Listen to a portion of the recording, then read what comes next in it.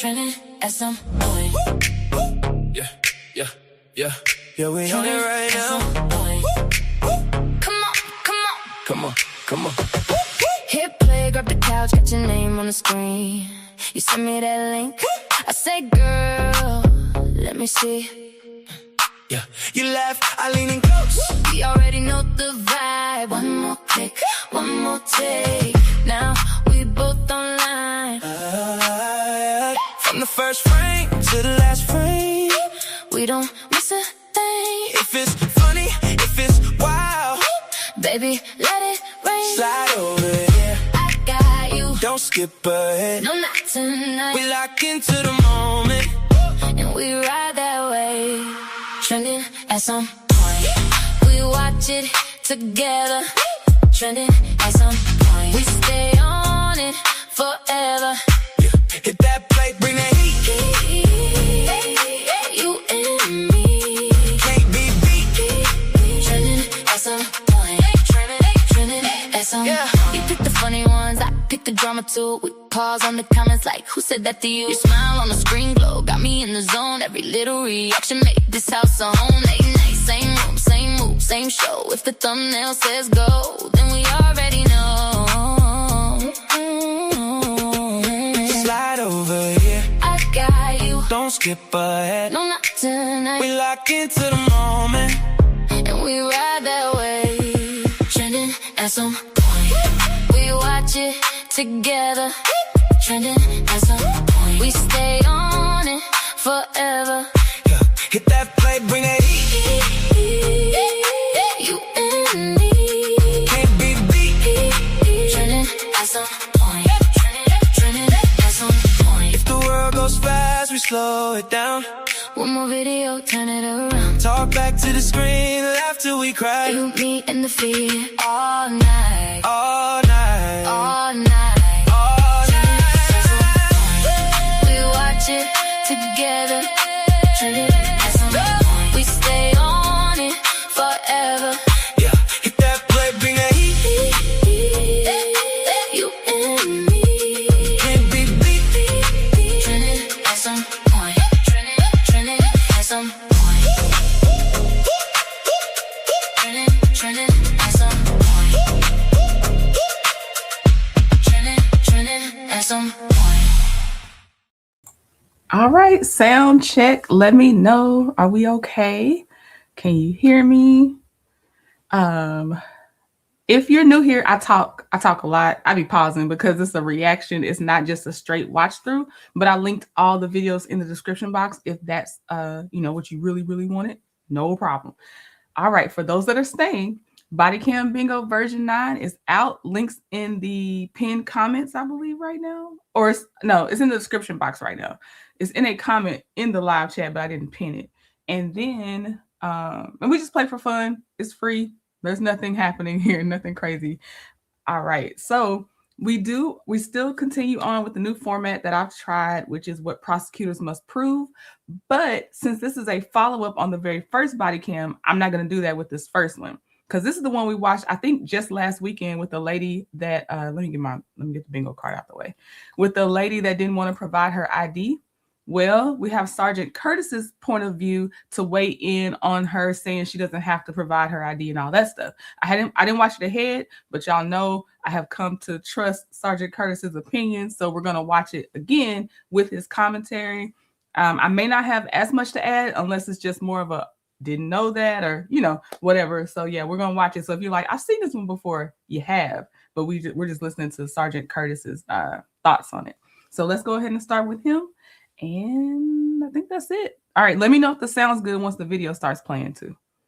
That's a freaking bogus ass charge and you f***ing know it. You did it, not me. No, I didn't do anything. I got out of the vehicle. There's a saying that goes headstrong but dead wrong. And no other profession is that more apparent than running into people who push the limits so far that they argue with the officer all the way through the stop, straight into handcuffs and directly to jail. This is one of those.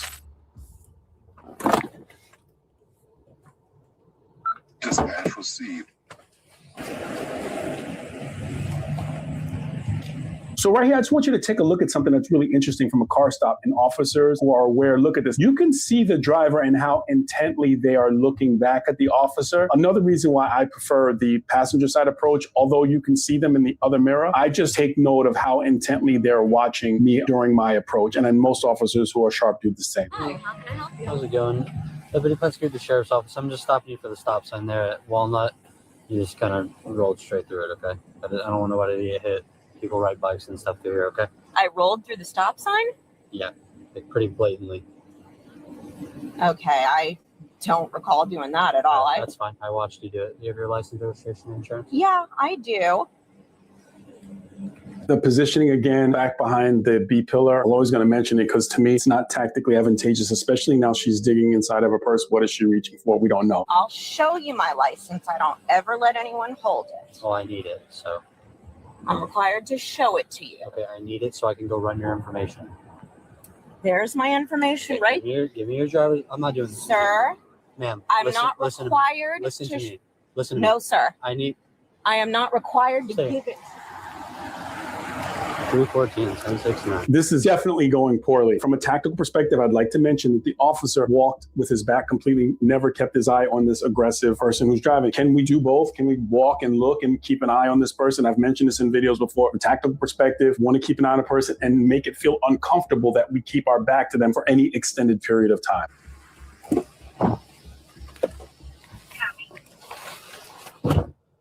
Talk to me. She's refusing to give me her ID, so she doesn't have to give it to me. Yeah, so we'll see how this goes. Do you want me to talk to her? Nah, I mean, you try. She's just, I don't know why she's. That's fine. I mean, he can look at the information, but Can you give me your no, documents, sir, please? I don't. They're on the phone, dial a defense, and we've seen that the dial a defense gives horrible advice. Here's my license. Here's my. Can you give me your license? I will not hand you my license. Is that like a little colloquial saying, the dial of defense? Like when every time somebody get pulled over, they got to call somebody and plead their case to whoever's on the phone, and then the person on the phone just gives bad advice. Is that what that is? Because I'm taking context because that's what I would take it as. I'm not required to hand so- you in your hand Okay, my so license. listen, I'm going to tell you what's going to happen is I'm going to call for a supervisor, and he's going to tell you that you're going to give me your license. Got it? No, sir. And I so won't. for the time being, because With listen all to me. due respect, Listen to me. sir. Listen to me. No, sir. Yes, No, ma'am. sir. All right, No, step out. sir. Step out, please. No, Yes, sir. step out. Excuse me. Step out, please. No. All right. Yes, Jacqueline, when he said that it's preferred for safety reasons to go in the passenger side, I've seen some police do it, but I don't see it commonly done yet. So that's interesting that that's the safest way to do it. So I wonder if we're going to see more and more police officers go to the passenger side or not.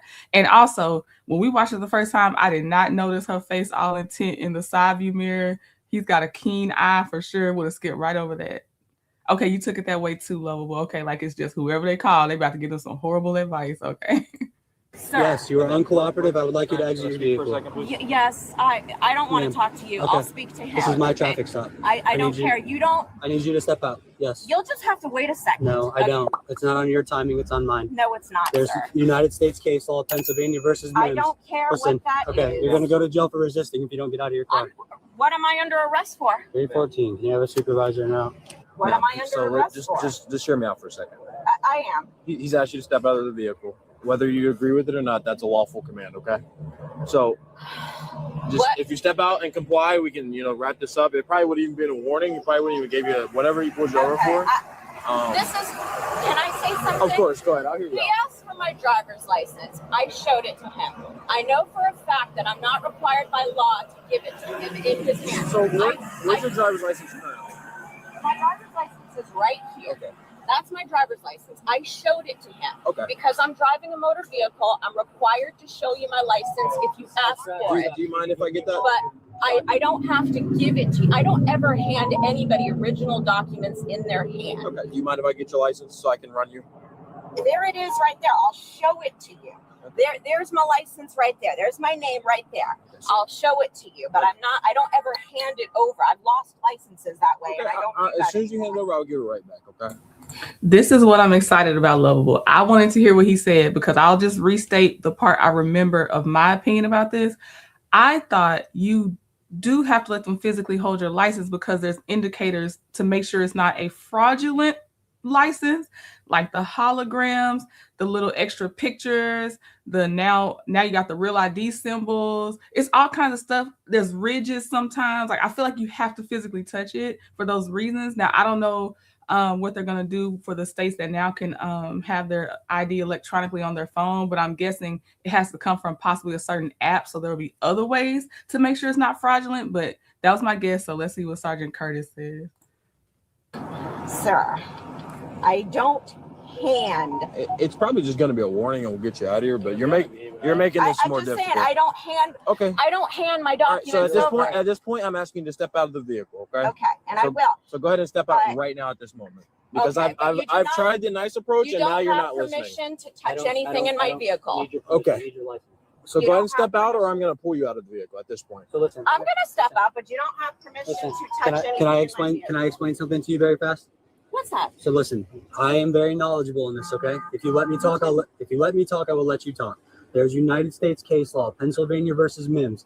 If you are ordered to exit your vehicle on a traffic stop by a law enforcement officer, you must do so. Vehicle. Okay. But you don't have permission to touch anything in my vehicle. Nothing. When my supervisor gets here, I'll be getting your driver's license. No, you won't, sir. It's in my vehicle. I'm going to ask you to stand right there on the hood of that vehicle, okay? So this is something good that I'd like to mention. The backup officer, he attempted to de-escalate the situation, and sometimes handing it off to another officer, if you get off to a bad start person, is a tool that police can utilize. And if it can de-escalate the situation, good. This lady's being very obtuse. She's wrong in everything she's saying because it's clear. In fact, I look at the back of a Florida driver license, a valid one. It says, the state of Florida retains all property rights herein. And the last revision on the most recent license that I'm seeing, March 1st of 2020. This occurred after that. So the license that a person has is actually proper to the state. The officer's acting on behalf of the state. The words that she's getting caught up in is present the license, which is a semantics argument that I presented by just showing me, is this like a hill that you want to die on? Is this an argument you want to make to give the officer your license? It doesn't make sense that adults act this way.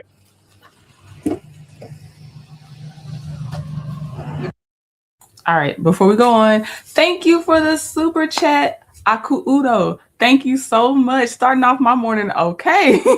I know I'm gonna get a treat. I don't know what treat yet, but I'm gonna treat myself some kind of way. Thank you very, very much.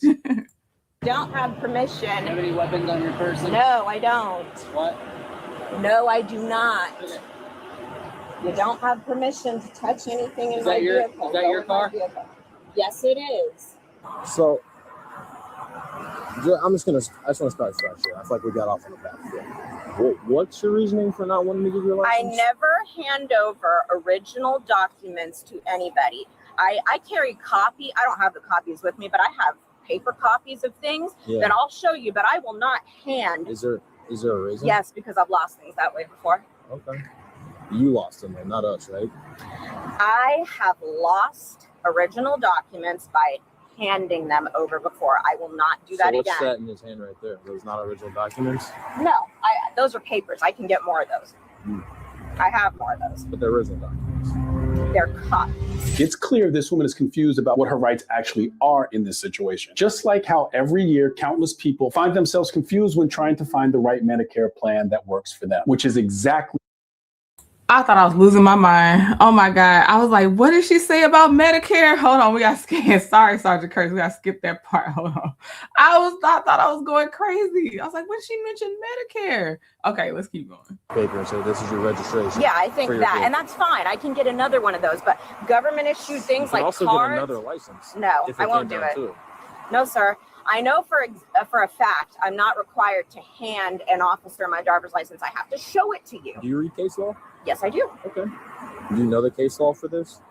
I don't know it off the top of my head, but I can find it quickly.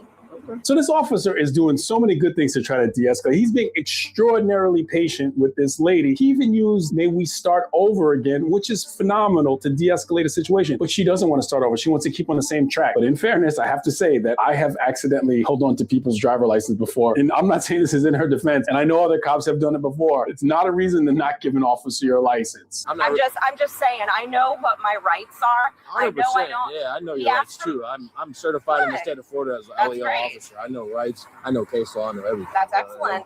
Because right now, so I just don't understand. He's violating my rights right now. Yeah. Yes. Explain to me how. First of all, he lied to me saying that I have to hand my license over. No, I don't. I don't have to give it. I'm gonna say it again. I said the last time, when he peeks his head out of the SUV, it tickles me every time. It's like he wants to make sure he catches all the BS coming out of her mouth. It's just the way he does it. To him in his hand. He wants to get I didn't mad ask for your that opinion. I asked how your rights are being violated. I just told you that's not an opinion. It's a fact. But it's okay. Okay. I'm sorry you feel that way about how whatever you got going on with your original documents, but that's unfortunately not how it goes. I know what the law is. Okay. Hey, you know. I know I don't have a lot. You can definitely, and I feel like we're going to get a lot of bingo squares today. Okay. So you can definitely do, I know the law square. Somewhere it's going to be different on y'all's links, but I know the law is a square you can take right now. I don't know if she said anything else yet or they said anything yet, but that's one you can do for sure. A lot of people do think they know the law, and I have to show it. I don't have to give it to him in his hand. If they ask for anything of mine, a passport, a driver's license, I'll show you soft copies or I'll show you paper copies. Nobody gets the original. Okay. You want to run it? Here's the information on my driver's license right there. Right. Type it in your computer, run it. But I don't have to give it to you to take back to your car, sit there in front of your computer. No, I don't have to do that. Okay. Is that's your opinion? Do you get pulled over often? No, I don't. Okay, what did you get pulled over for today? He's saying that I ran a stop sign or wrote, I don't know what he's saying. He's saying that I rolled through a stop sign. That's what he's saying. Okay. That's fine. So I still haven't heard anything that would violate your rights. I'm still not tracking on that aspect. I'll get a lawyer and the lawyer will deal with that. Okay. Because you're saying your rights are violated because he's saying he has to get your license, right? Is he in possession of your license? No, but he's threatening me with arrest if I don't hand it to him. Well, that's not what the arrest threat was for. He didn't make any threats. He stated that you would be arrested if you didn't step out of the vehicle. This is all caught on your body cam, 100%. so it'll get sorted out. You would have been arrested if you didn't step out of the vehicle, is what he said. Okay, well, I'm here right now. Right, so here we are. You're here. Your rights have not been violated. He doesn't have your license. You can say that for the camera, but whatever. We'll deal with it in court if we have to. I'm good. 100%. What exactly are we waiting for here? What do you mean? What are we waiting for here? We're detained for the duration of the stop. Okay, so yes. my partner's done conducting his business. You're not free to leave. That's okay, so I'm detained, and you can only detain me for like 20 minutes unless you're going to arrest me. You were detained since you were stopped, yeah. Okay. Is there a certain time limit of being detained? Now, a different Sergeant Curtis video I watched, he said that there is an average handle time that they try to stick by, but I don't think there's an actual hard time limit on how long someone can be detained at a traffic stop. I think it has to be reasonable, but I don't think you can just say, 20-minute timer's out. You better have gotten everything you did that you needed to get done. So we're about 15 minutes into it. Assuming you know that case all too, right? Okay, she's 100% wrong. There is a U.S. Supreme Court case, U.S. versus Sharp, with an E on the end. And this U.S. Supreme Court has ruled very clearly that there's no bright line time limit on how long the officers can stop a person during their investigation. However, they have to be diligently pursuing their investigation and not prolonging it for anything other than that investigation. There's another case that's interesting to know as well, Rodriguez versus U.S., which means that if the police pull a person over, for example, a traffic violation, and they're writing them a citation, they can't prolong that stop or go on a fishing expedition by like getting canine out to extend the time of the stop. The stop is as long as it takes to write that citation, and they can't divert from that time to try to extend it for a canine unit to arrive to start a new collateral investigation. So 2 cases to check out, the Sharp case and the Rodriguez case. Very interesting read. The time. I do want to look at the Rodriguez case. It's so funny. So we were out on a work event 2 days ago, Thursday. And while we were waiting our turn to play glow in the dark mini golf, which was very fun, we were talking about some body cam stuff, and we were talking about getting stopped, open air sniffs and stuff like that. And somebody was talking about how they have to already have had a reason for that to be part of their investigation. It can't just be the traffic stop itself to force you to wait for a K9 to come and sniff the car to see if they can then search the car. It has to be already a part of that stop in some kind of way. They either would have, when they talked to the person, it gave an indication that they're maybe hiding something, or like this was I don't know all the reasons. I'm gonna read this though. I do want to look at that Rodriguez versus the U.S. And then he said U.S. versus Sharp for the timeline of an investigation. But that was interesting because we were just talking about that. Okay. Ace Moonshot said, yes, you can get in trouble for keeping them too long, but not sure there is a number on that timeline. Right. Where'd she just pull out 20 minutes from? Like, no, ma'am. And the investigation diligent can extend them. I don't have to answer that. I'm not going to answer that.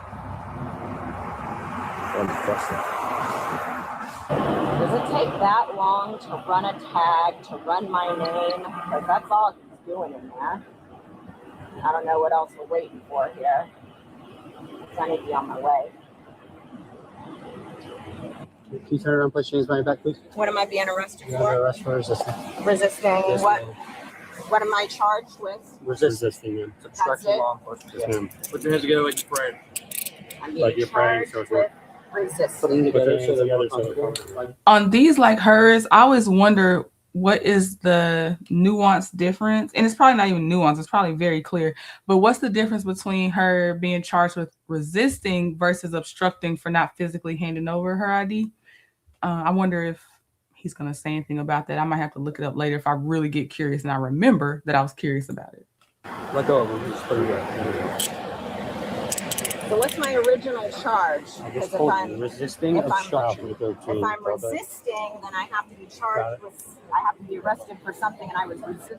I don't know who educated you, but that is not even close to correct. Do you have anything on you, any weapons or anything like that? No. Okay. We're going to tow your vehicle. How was I resisting? I gave you Y'all, we just got a new bingo square. Omar said, hey, officer.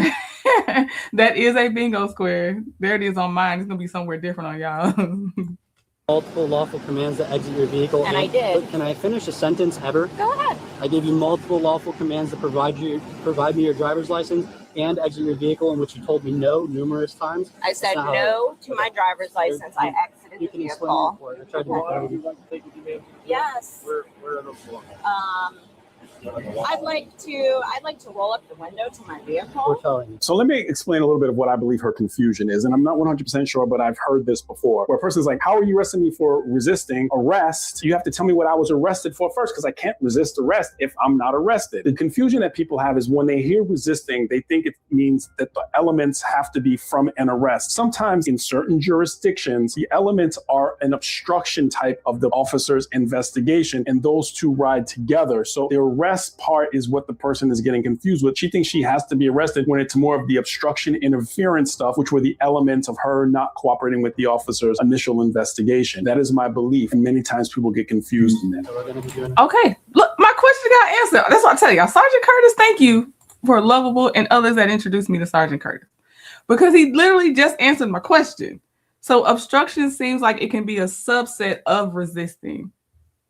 That's okay. I like it. And it did answer my question completely. So I appreciate that. She is doing the most, Terry. an inventory search to make sure there's nothing valuable inside before the tow truck driver gets here. Okay, well, they cannot search my vehicle without my permission. We don't need your permission because we're towing it and you are placed. Can I speak? Because you are under arrest and we are towing your vehicle, per our policy, we are required to conduct an inventory search of your vehicle to make sure there's nothing of value in there that the tow truck or wherever can ultimately become missing or stolen later. That's why we are required to do an inventory search.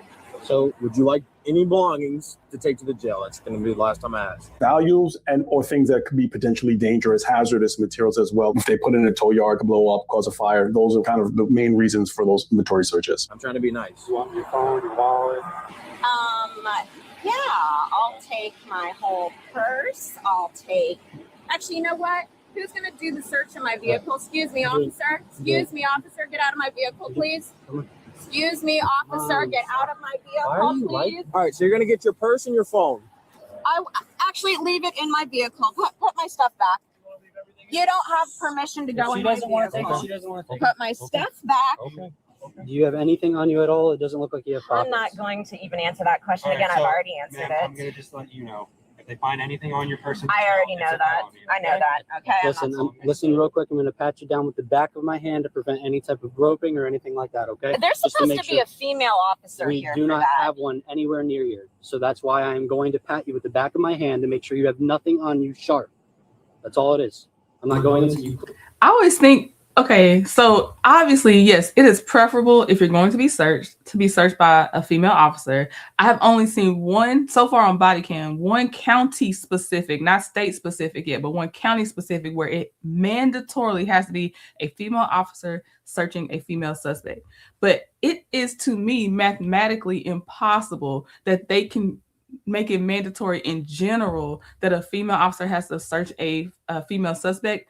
Make me more comfortable? Sure, I'd rather it be, but it's there. The numbers aren't there. One, female officers don't just want to be search officers. They're there to do the same duty that the guys are doing. So they're out on their own traffic stops. They're out on their own investigations. They're doing their own thing. So if you take away those that are doing more than just searches, that's already dwindling the numbers. That's already small. So I don't know why people really do think that it has to be a female officer when that is not even general right now. And again, I don't see how the numbers could make it so either. Now, preferably, yes, I would. If it was me, I'd prefer a female officer. But to say you have to, it's illegal if you don't, I don't think so. Clearly don't have You guys are really crooked and corrupt. No, it's knowledgeable. No. It's okay. It's okay to not have knowledge in a certain area. That's why we try to educate. You know nothing about me. You're right. Nothing at all. You know everything. Go ahead and hop in. So sometimes back of the hand, some departments suggest to use an object just to brush the outer parts of the clothing. Obviously not a penetration type, but just over the outer areas where a person could potentially have a weapon. Yeah, that he needs to get out of my vehicle. He's doing an illegal search in my vehicle. Inventory search. No. So when the tow truck comes, You want to grab that so they don't break? They need to get out. Yep. And then to add this layer, Ace Moonshot, not to mention gender really is not sexuality. That is another thing. And it's I'll say it was ignored for a long time, but now it does have to be addressed more and more. So that's another complication. Out of my vehicle. I have said on your body. That's true, Jacqueline. And now I've seen a couple guys like, you need to get a man. So I have seen them say it, but mostly it's when women do it. But yes, that is true as well. They are searching men too, because they're out there to do the job. Yes. Can you turn your face so I can grab your they glasses? do not have permission Okay. to get in my vehicle. All right. Well, you're going to the green roof inn instead. I hope you didn't turn that camera off. I hope that you're watching it. I hope that all of that's on. They are conducting an illegal search of my vehicle right now. I said multiple times they do not have permission to search my vehicle, and they're doing it anyways. This is the most corrupted sheriff's office and officers I have ever encountered in my entire life. It's absolutely disgusting. Absolutely disgusting. You want these sunglasses? You just conducted an illegal search of my vehicle. I hope You that want these glasses dash with you or cam. no? Yeah, I do. They come with you or the car?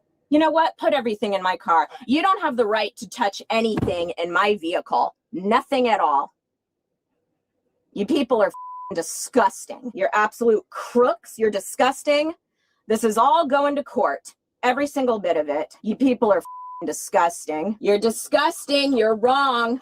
You are absolutely corrupt. You guys are corrupt as All right. Oh, crap. You want this in the car too, right? You are so corrupt. You just violated my rights like You people are dirty as Yeah, I don't know if you learned your rights. Nah, from, like, you're dirty as I don't know if you learned it from like TikTok or something, but that. Yeah. With all due respect, I have No, family no. members in this agency. You people are dirty as Yeah, it's just the same thing y'all said last time. Like if you're saying you got family members up and throughout the agency, but then you say all of y'all are dirty and corrupt and crooked, what are your family members?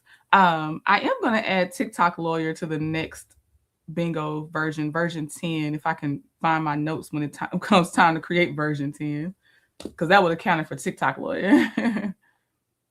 Let's see. Ace Moonshot said worse in her entire life. She has led a sheltered existence, is all I can say. Right. That's the worst. You are sitting nice. That's a great life. Right. Whatever you say. Okay, no. Go ahead, close it. I don't want to see your ugly face. She has no chill. She doesn't even slow down. She just keeps on this way, and it gets even worse when they get to jail. I'm checking. Your name, Christine? Dirty ass. I'm not answering any of your questions. All right. You deserve to be on the other side of these bars. That's a freaking bogus ass charge, and you freaking know it. You did it, not me. No, I didn't do anything. I got out of the vehicle. You're right. I got out of the damn vehicle.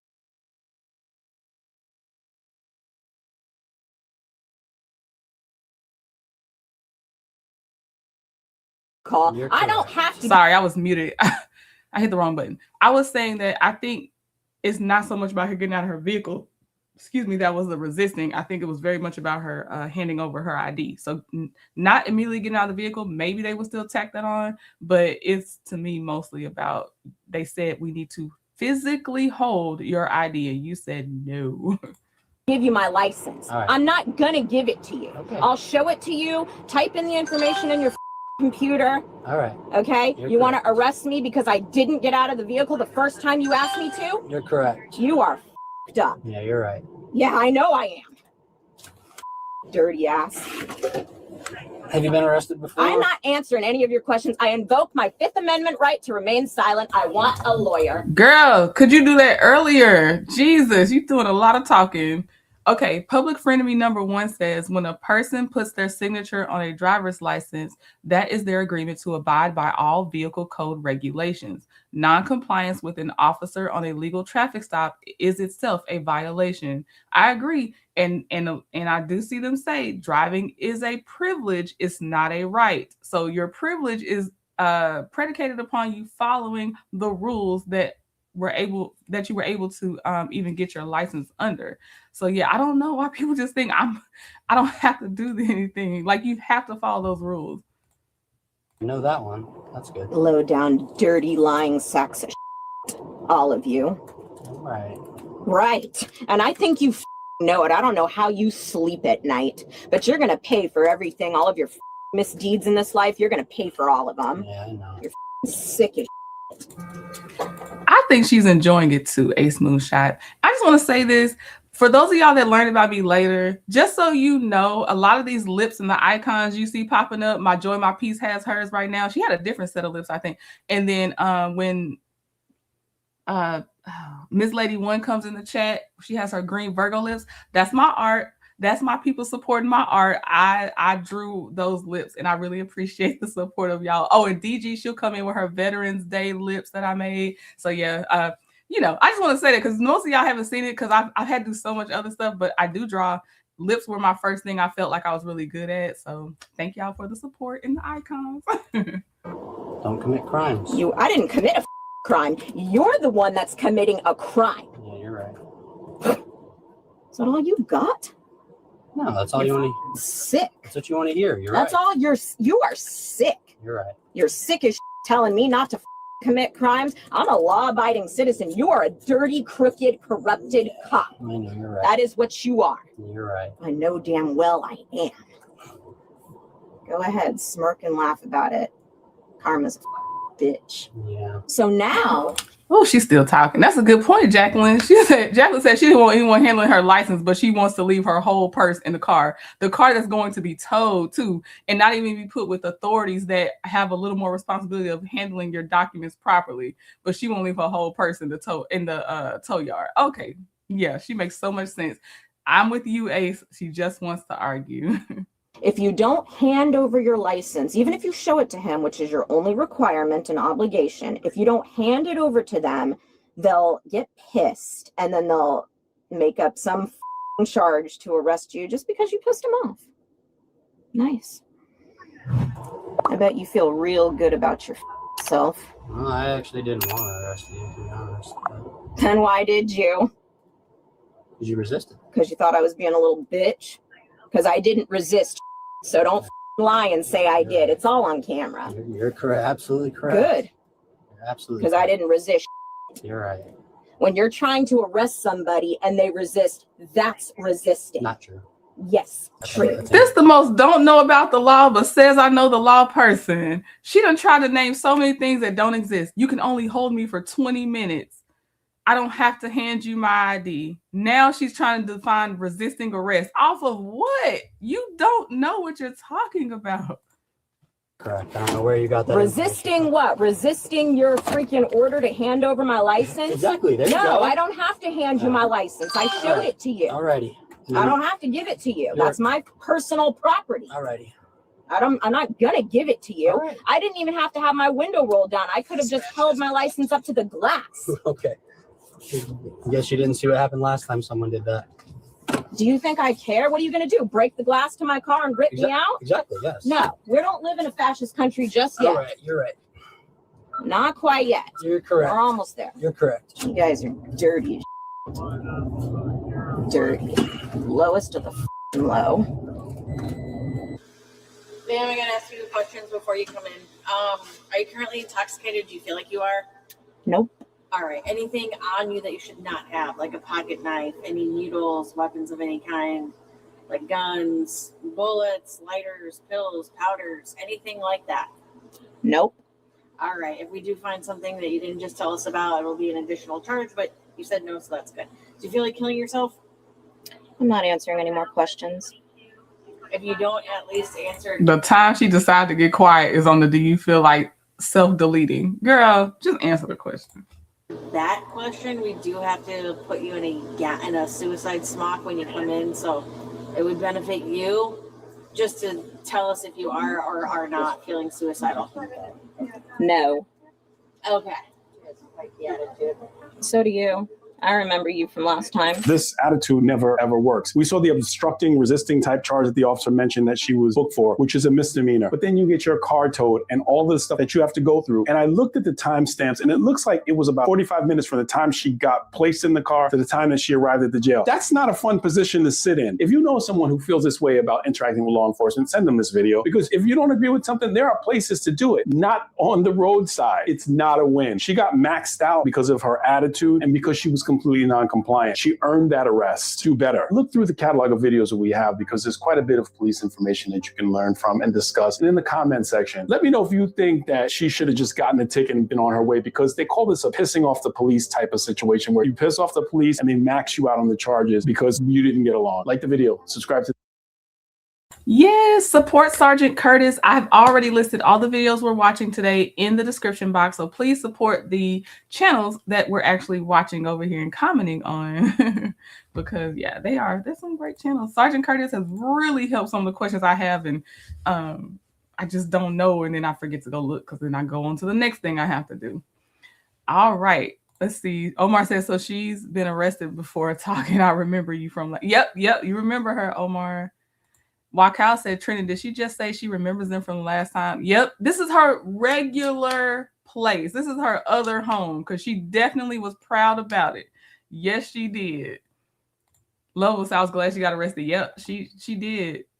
And okay, so I'm just gonna say this while I remember it. I'm gonna say it. I like the maxed out thing because that's exactly what people are doing out here. Like these things don't have to go so poorly.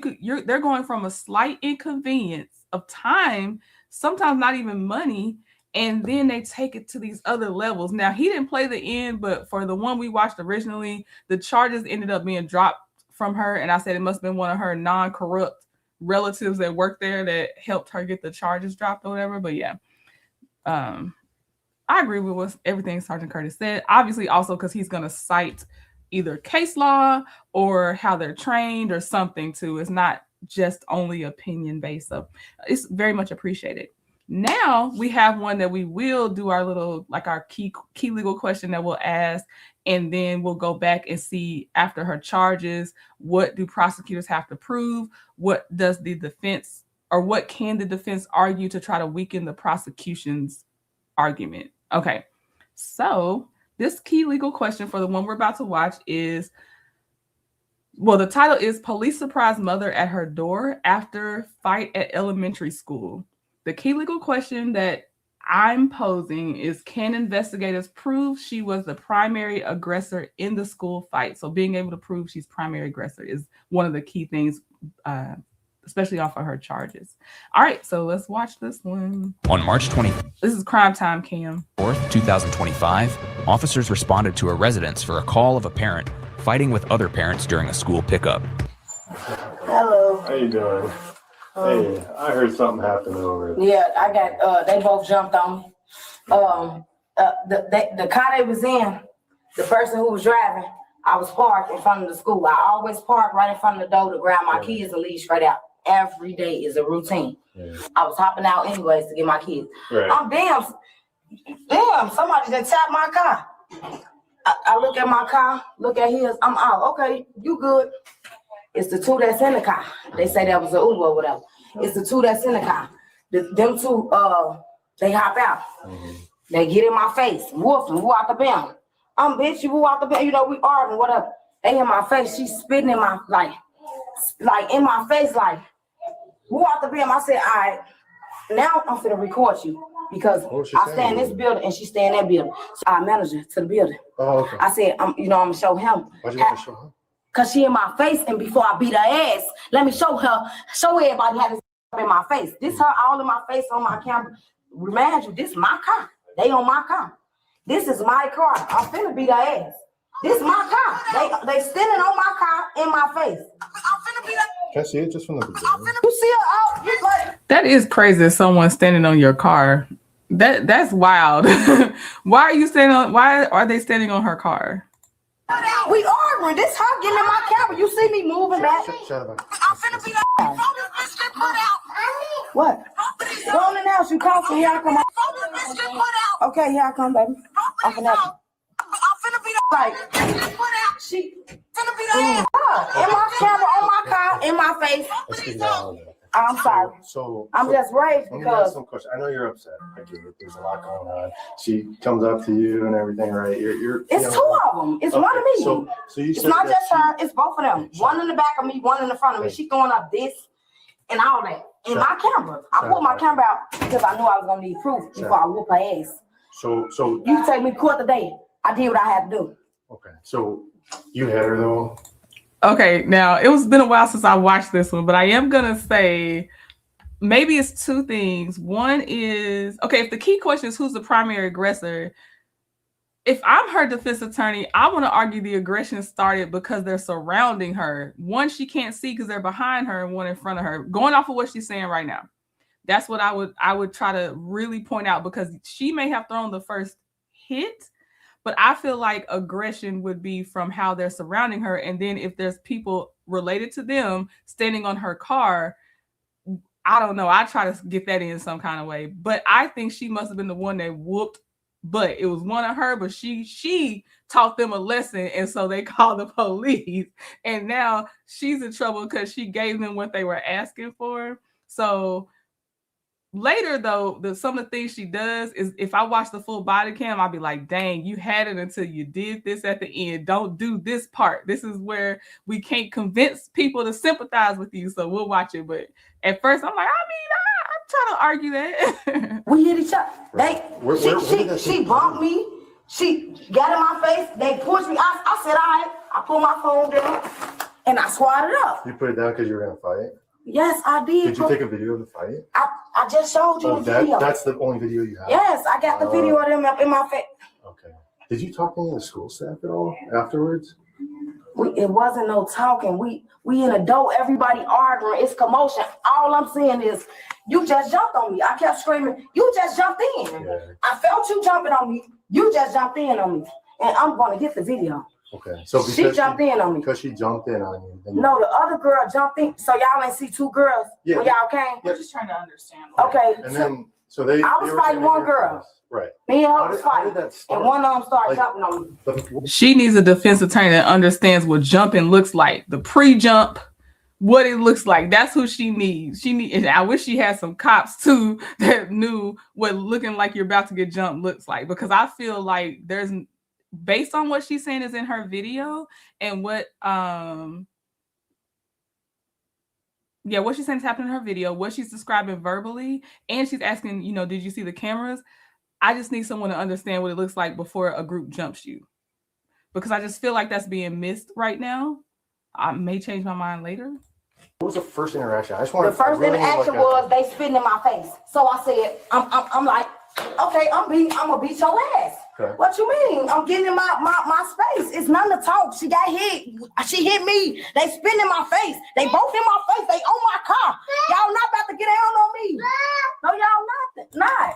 And if they spit in her face first, spit is battery. So then they actually did the first thing of battery too. Spitting is battery. So I'm just saying she has a strong, this first part, she has a strong case. All right. Let me see. Thank you, Kim, Yeah, this is my other Kim. Thank you, Kim, aka my joy, my peace, for being a member for 18 months.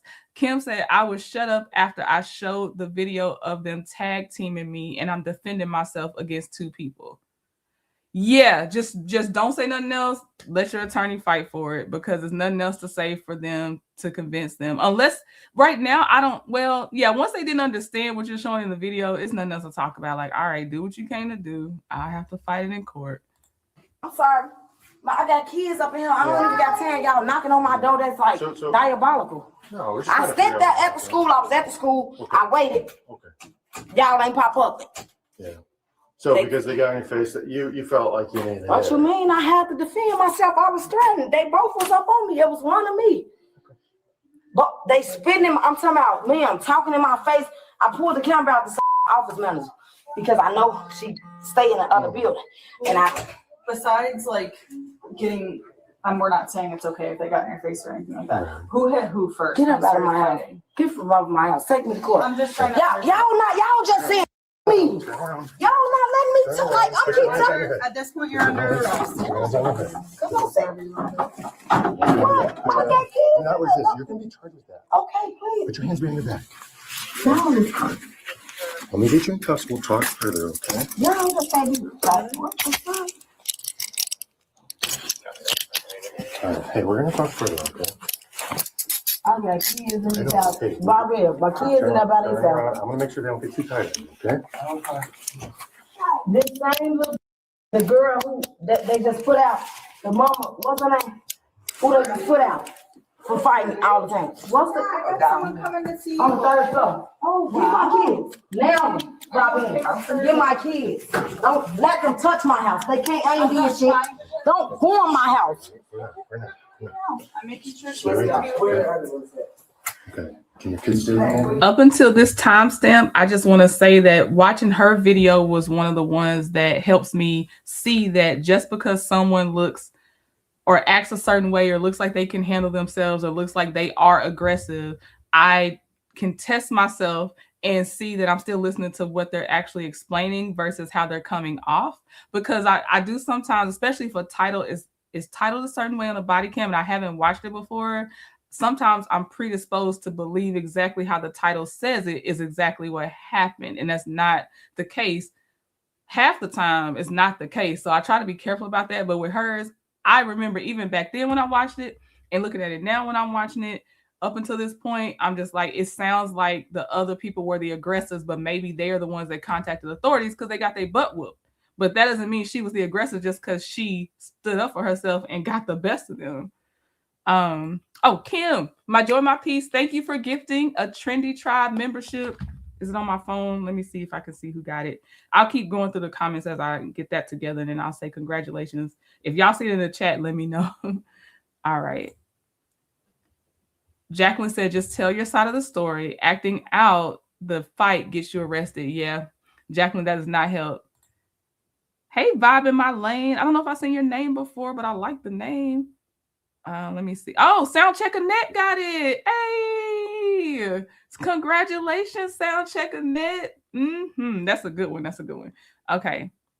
Walkout said, Trinity, I'm just saying that maybe why she feels that way. Not talking about the law. I am talking where you are from. The hood lessons are different. And if you don't understand it, you won't get it. Exactly. That's why she needs a good defense attorney that understands that type of background and can translate that language into she was the one that actually felt threatened. Her narration is her trying to tell these police she felt threatened. She was threatened. They spit on me before I touched them. They're jumping on my car. They're surrounding me, one behind me that I can't watch both of them, one behind me, one in front of me. I'm totally agreeing with you. It has to be framed by the right person for it to be made to be understood if someone doesn't understand it and is taking face value of maybe how they feel she's coming off right now. But I am in agreement with you for sure. You just have to have someone that's going to help you make it be seen that way for others.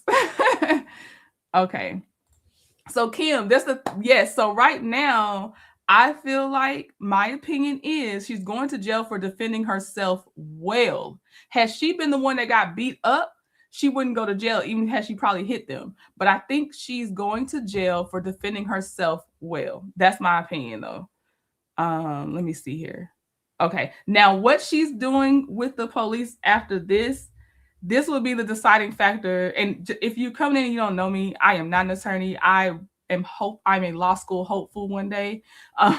But so I'm just playing my little hypotheticals right now. But what she's about to do next, I might be like, I still believe it was self-defense, but I'm gonna see if somebody else can help her, because I don't like the extra rigmarole I might have to go through to justify how she's acting with the police after this.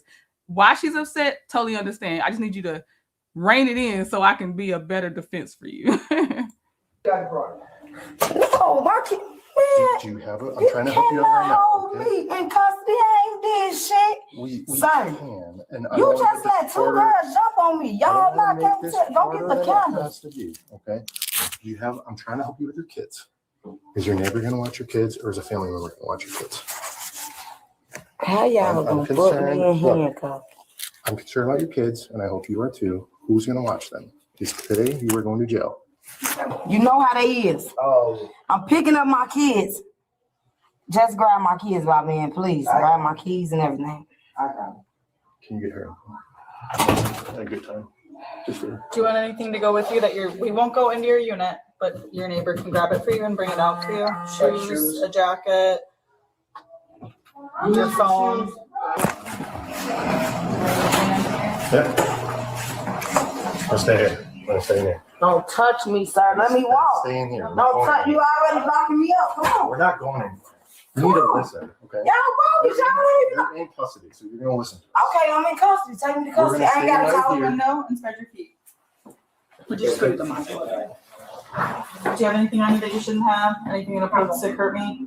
Stand down.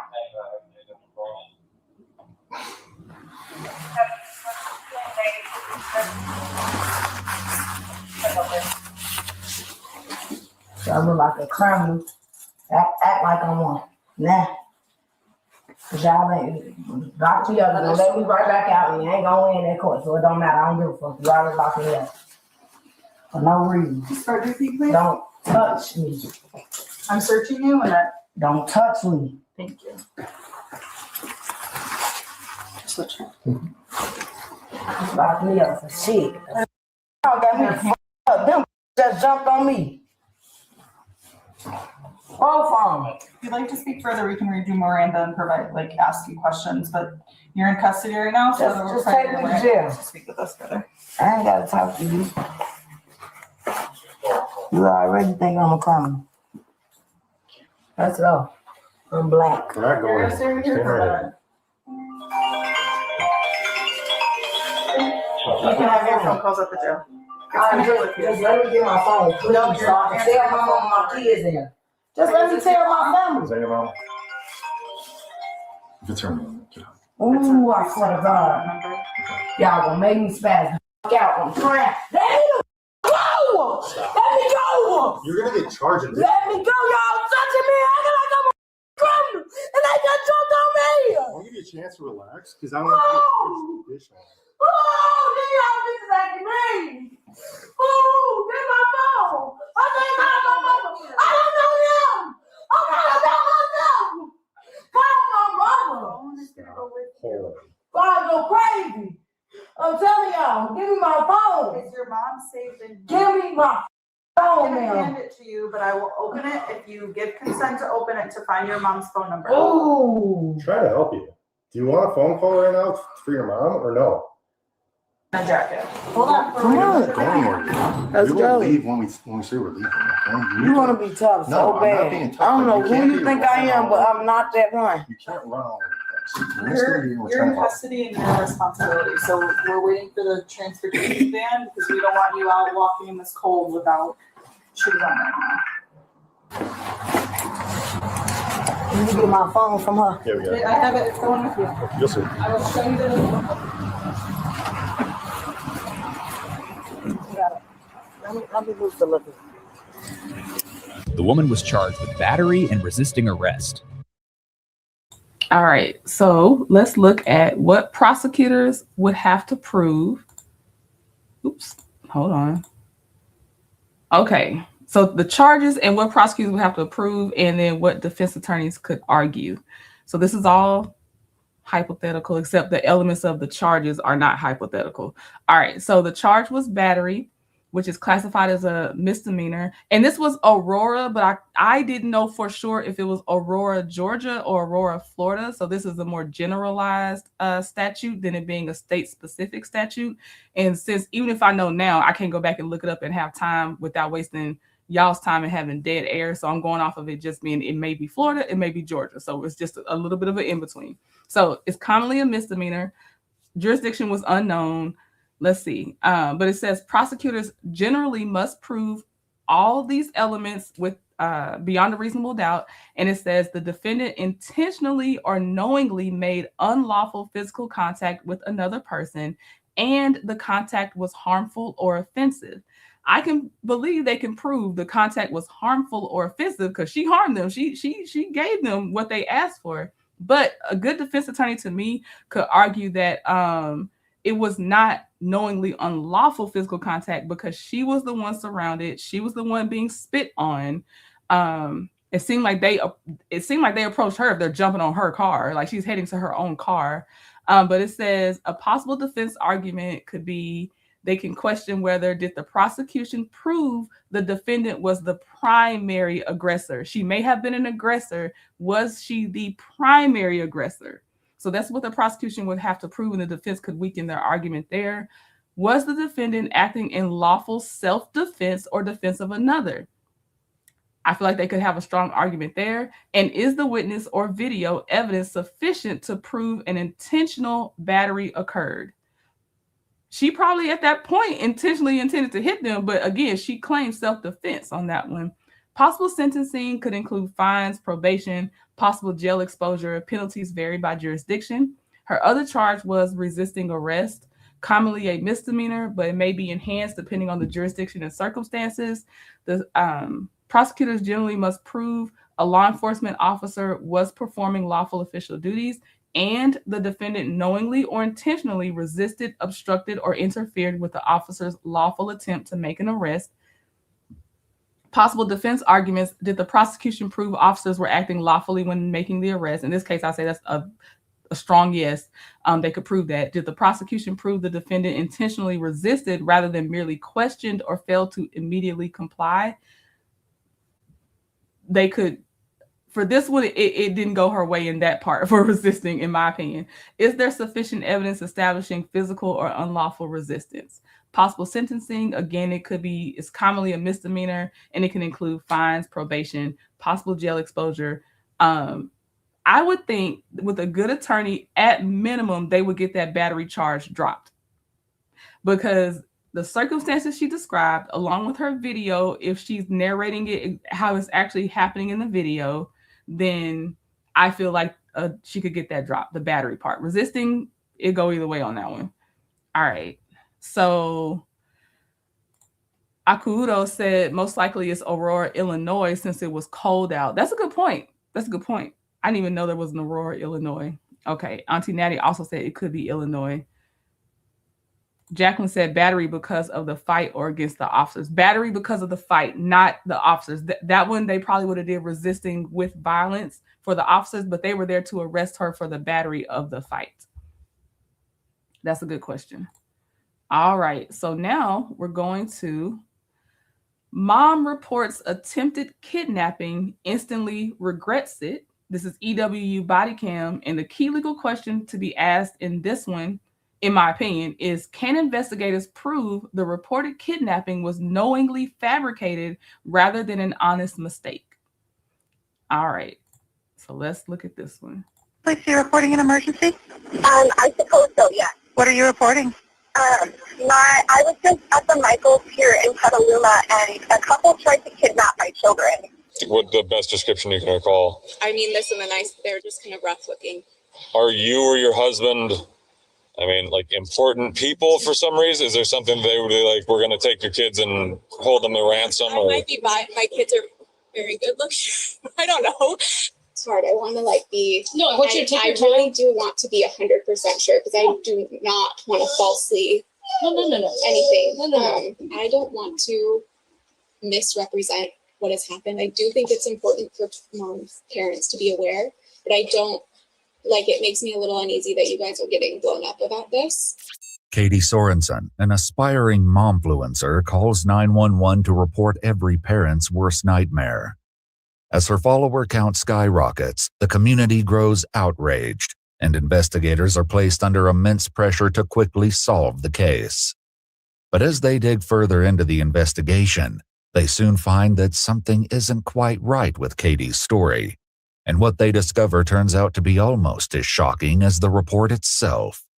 On December 14, 2020, in Petaluma, California, Katie Sorensen made this call to 911. Is she reporting an emergency? I suppose so, yes. What are you reporting? My joy, my peace. She actually said, "I don't know. Maybe my kids are good looking." She honestly just said that. I was like, "Excuse me." I was just at the Michaels here in Petaluma, and a couple tried to kidnap my children. Tell me exactly what happened. We pulled into Michaels. We're getting out of the car, and a couple was parked in front of us. They followed us into the store, followed us throughout the store, followed us through checkout. We're on the phone right behind us. I heard them making comments about my children's hair color and eyes, and I thought it was just to be polite. I walk out to my car. There's a large white van. There were two people who did this? Yes, it was a couple, but then there was a third person that was in the white van. Let me get your name and phone number. Okay, my name is Katie Sorensen. Okay, I've got an officer. He's going to go check the parking lot of Michael, see if we can locate that van. After receiving this unnerving 911 call, Officer McGovern and his trainee meet Katie outside of the police station to get her story, starting with how the couple had supposedly followed her and her two young children into the store from the parking lot. They were kind of suspicious. They were watching me. I took a while to get out of the car because I had a stroller. They followed me throughout the entire store, every aisle I went down, got in line right behind me. We're talking on the phone, and I wasn't listening to everything they said, but they did say blonde hair, blue-eyed, boy, girl. They were talking about my kids, I think. Okay. The lady in front of me could kind of sense they were being off. They were just getting really close and just kind of saying weird things. Okay. And then she let me get in front of her. I checked out. They should have taken a while because they were another person behind me. Yeah. Although Katie might not realize it, what she tells the officer next will later come back to haunt her, as her story hinges on this one unsettling detail. They must have put their stuff down. They just followed me right out to the car. I called my husband, and we have a code word, so I said it, and he's just stayed on the phone with me until I got the kids out. They were walking in circles around my car first, and then as I was buckling my daughter in, they came up to the stroller, did one circle around the stroller, saw that I was watching them, and I don't know why I got too scared to say something to them, so I saw an old man behind them, and he was looking, and we just made eye contact. I said, "Excuse me, could you help me lift this?" And he was an older man, so he must have had a caretaker or something. Yeah. They both came over and helped me and stayed with me until I left. As if this isn't terrifying enough, what Katie describes next is like something out of a horror film. And then, so where did the people go? So they got into their car. This was another big part. When I walked up, I knew what was happening because there was a white van parked right next to my car. So for her, how can I wait? I'll wait for that part. I want to say that imagine your life. Thank goodness. You'll see at the end how I'm trying not to jump ahead. Just imagine your life possibly ruined because somebody just wants to say you look like you were threatening their kids. You're going to take their kids. You circled their stroller and all this stuff. And you just minding your business trying to shop too. But because this is what they want to do, they could possibly ruin your life depending on how things look, how other people might have some biases already. That is so dangerous and scary for people to just be so comfortable making up stories like this. With the slider door right close, so they could have just put them in that white van. Okay. That's my assumption. So the only thing you heard them say is possibly a description of your two kids, or you and your two kids? Yeah, that's the only thing that was weird, but then they were circling my stroller and the car. Van that was parked wasn't their vehicle. They were in a different one. Okay. And so whoever was in the van, he got out. And then as those people were walking over to me, he got back in. and I made eye contact with him. And he was the guy with the rimmed glasses that you described. So outside of proximity, did they communicate with each other? Or are you just assuming they were? I'm just assuming they were. When asked for a description of the couple's car, Katie tells the officer that she couldn't make out much due to the glare of the sun. However, she was able to see that it was a 4-door compact vehicle that was dark in color. Katie was, however, able to get a good look at the couple. If you were presented photos of any of these people, would you be able to recognize them? Yes. Just because I was looking at them, because I was trying to disregard my feelings and try to make conversation. Maybe I was just being crazy. So I kept looking right at them to see if they would talk to me, and they wouldn't make eye contact. What were the descriptions of the two females? Were the two ladies? No, it was a male and a female. Were the two people following you? The male and the female were two people following. Okay, yeah, so what the best description you can recall? The male he had darker skin tone, maybe Hispanic, wearing a black hoodie that said Black Lives Matters and had like graffiti all around it. The mask he was wearing was one of those it's just a pullover, like a sleeve. Okay. I don't know if that's helpful. Like a gator. He had a shaved head. Describe the female again. She was Caucasian, had reddish hair, but it was more of like box dyed. It wasn't natural red. She had on a blue mask that had some sports team. I didn't see the logo. I don't recall what she was wearing. Okay. So blue mask, red hair. I mean, that'll stand out. Yeah. I mean, this and the nice, they're just kind of rough looking. Like, I don't know if that's fine. Yeah. I mean this in the nicest way. They were kind of rough looking. No offense, but, and this commences to say an offense, basically. Video posted to her Instagram page. Katie would later describe what happened and what she thought of their appearance. Of course she would, because she's a mom influencer. Of course she's gonna go on Instagram and get. Oh man, let's hear what she has to say. I only watched enough to try to get the location that this was in and the charges at the end so we could talk about it. So I didn't watch the middle of this one. Day of this week, my children were the targets of attempted kidnap. I definitely felt the heebie-jeebies. I didn't feel good, but I thought I was judging a book by its cover. They were not like kind. That sounds bad, but they weren't clean-cut individuals. With a description of the couple now established, Officer McGovern searches for a possible motive. And they were on the phone with somebody giving the descriptions. I don't know if they were on the phone. I didn't turn around to see if they were talking. You just overheard them. I just heard, and it was very weird context. Like, it didn't. And then I guess, are you or your husband, I mean, like, important people for some reason? Is there something they would be like, we're going to take your kids and hold them to ransom? I might be my kids are very good looking. I don't know. Yeah. I don't know. My son has special needs, so he's nonverbal. Okay. But I mean, as far as someone like seeking out us, no. Yeah. Has anything like this happened in the past? No. Okay. That's bizarre. And these people, well, you said they look rough looking, and your children are. This didn't seem like a recruiter or something for like a modeling agency. They weren't like, oh my God, two very attractive kids, and did anything. They would have said something to you most likely. They were just trying to Okay. As Katie continues to reveal more and more disturbing elements of her story, Officer McGovern tries to piece together some other key details. Obviously, the suspicious behavior is super weird. The fact that they circled your car, circled the stroller is bizarre. I mean, I don't necessarily know if it meets the criteria of like attempted kidnapping. I don't care to cross check. I'm not. I just want to make people aware so that it doesn't happen to someone else. Is all. Clearly. That's why we have like 3 people circling. I'm with y'all for everyone that said, is this for clicks and views?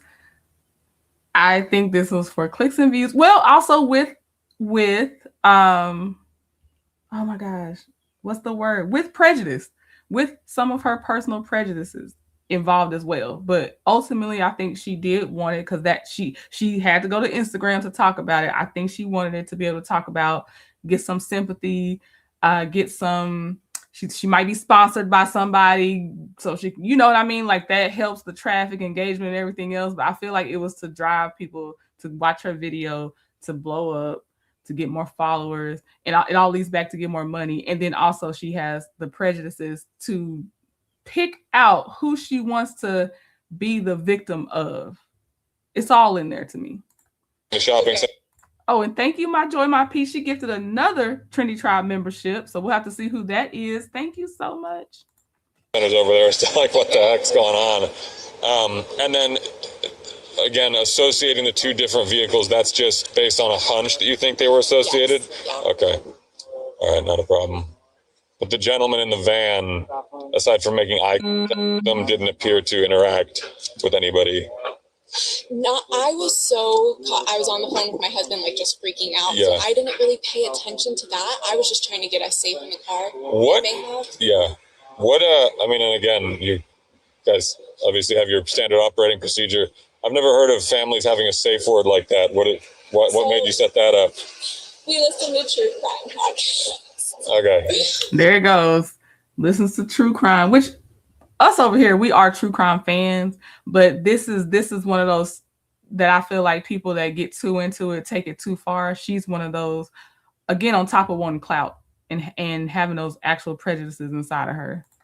Which is silly, but we just always decided that if it was more of if you were in trouble, like yourself. So he didn't even know what I was talking about. Yeah. I was like, wait, what's going on? Aren't you at Michael's? Yeah. And then I was like, I think someone's following us. Got it. So. Okay. As the interview comes to a close, Officer McGovern informs Katie of the next steps before they part ways. We'll keep looking for him, and again, we'll put a BOL out, most likely, it's a dark-colored compact with a possible male Hispanic, and then the description of a white female adult with red hair and a blue mask. Just to at least contact and sort it out, but again, criminally, it's going to be tough to string together what we got. So, okay, well, sorry that happened to you today. That's a very rare occurrence, especially since, you said there were a lot of people at Michael's. It's weird that they would have been that, forthcoming. So it was very weird. And like I said, we listen to crime podcasts, so I try to not go there, but it was that. Yeah. So. All right, I'll let you guys get out of here. All right, well, have a better day. We'll look for these people, okay? Okay, thank you so much. Not a problem. Okay. Yeah. On December 13th, 6 days after speaking to Officer McGovern, Katie posts a 2-part video to Instagram recounting her petrifying experience that day. Soon, the videos go viral, receiving more than 4 million views, and Katie's follower count leaps. And there it is. I didn't watch this. Like I said, I did not watch this part. Here it is. 4 million views. And some of y'all said, yeah, this became a really big story. Okay. Oh, let's see how much her follower count. Oh, so she wasn't there yet. If she went from 3,000, which a lot of people just off of you being on Instagram and stuff, you're gonna get to 3,000 just chilling on Instagram after a while. So let's see what her follower count jumped to after from 3,000 followers to what once she got this 4 million views. From about 3,000 to over 80,000 followers in just one day. Katie's story is particularly concerning for residents of Petaluma, as the city is home to one of America's most notorious child abductions. The kidnap and murder of 12-year-old Polly Klaas in 1993.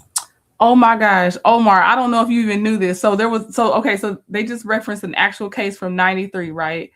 Omar had put in there, I think it was Omar, he said it sounds like, Akuudo put in there, hold on, where is it at?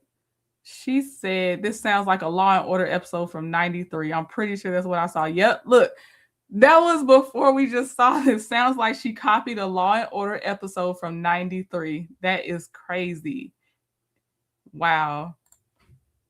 Pretty soon, worried parents began calling the Petaluma Police Department, and the following day, on December 14th, Officer McGovern, along with Detective Yeager, head to Katie's house to confront her with some surprising new developments.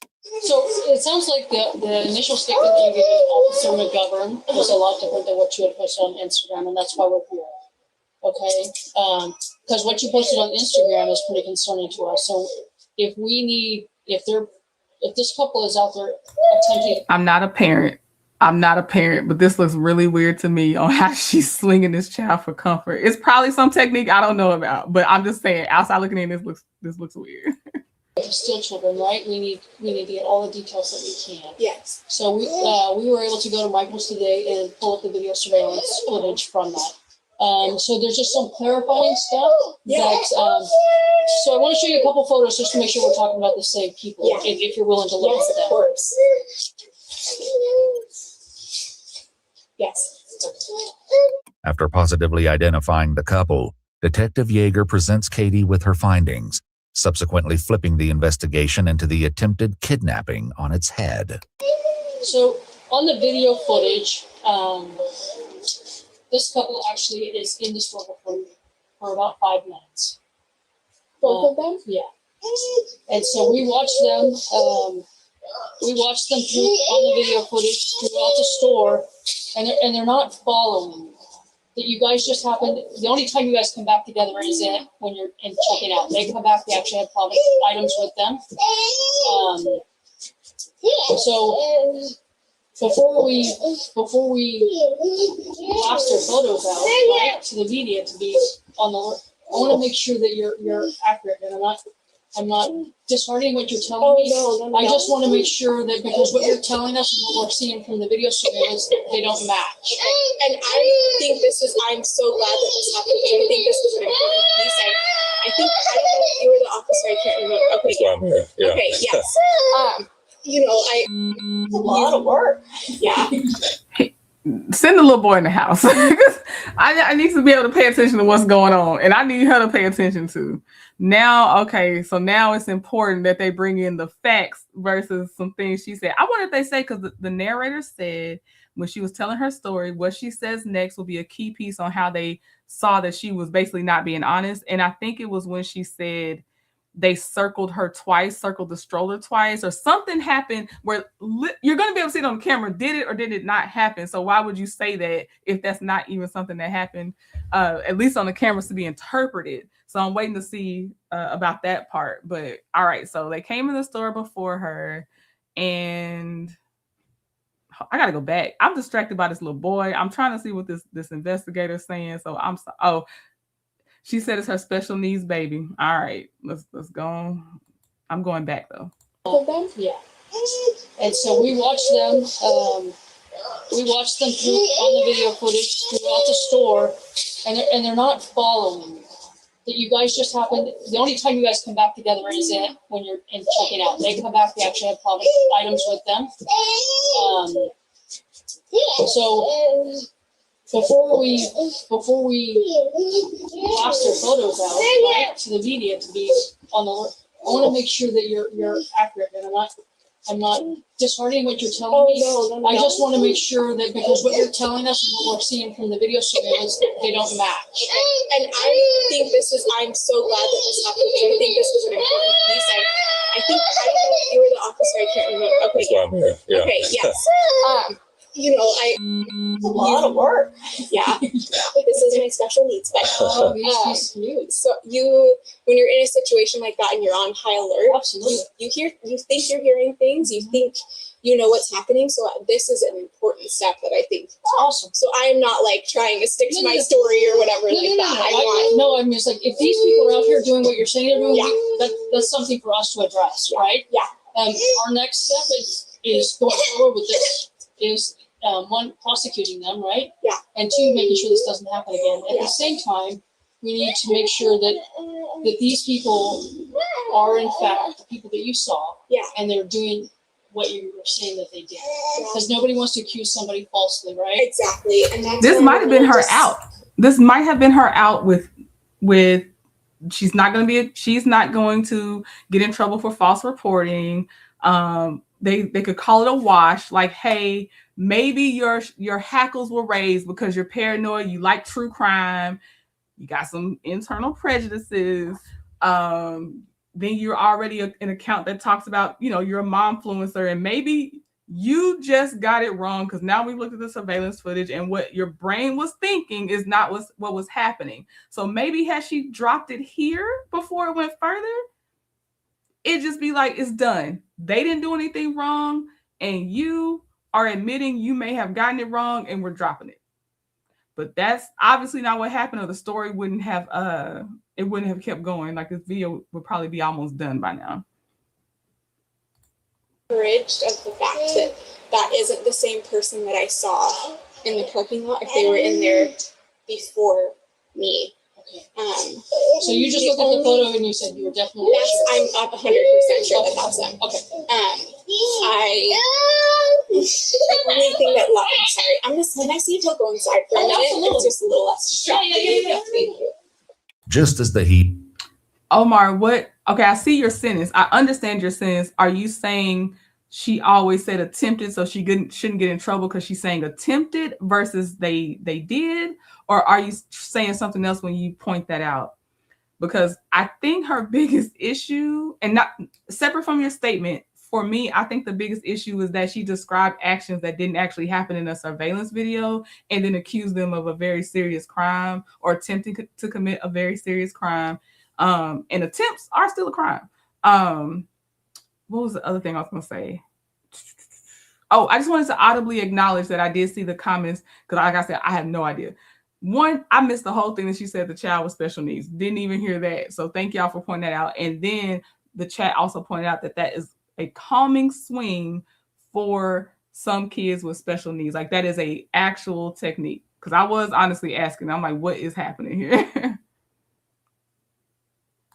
Well, here's the thing too, though. If she didn't give identifiers, she's just doing a story time. So there's no way for those people to go after or make it really bad for the people she falsely accused, make their lives bad. So she still wouldn't get in trouble for a good story time. Lie or no lie, it's just a story time. But I'm thinking the horrible turning point is either as soon as the investigators see her story doesn't match the surveillance footage, or they give her the out that I feel like this investigator is giving her to say, you know what, I panicked, I'm wrong, I'm glad y'all reviewed the surveillance footage, my mind made up a different thing. But because if you're saying, this is very concrete, you're saying a couple, and I'm just picking out an example because I don't know if this is the part that was also a lie, but if you're saying they circled your stroller twice, that is very specific. That is something that can easily be looked at on the surveillance camera. So if they're giving her an out, this would have been her time to take an out if she was being offered an out. Yes, attempting is still a crime for if it actually was attempted kidnapping, attempted robbery, and all that stuff.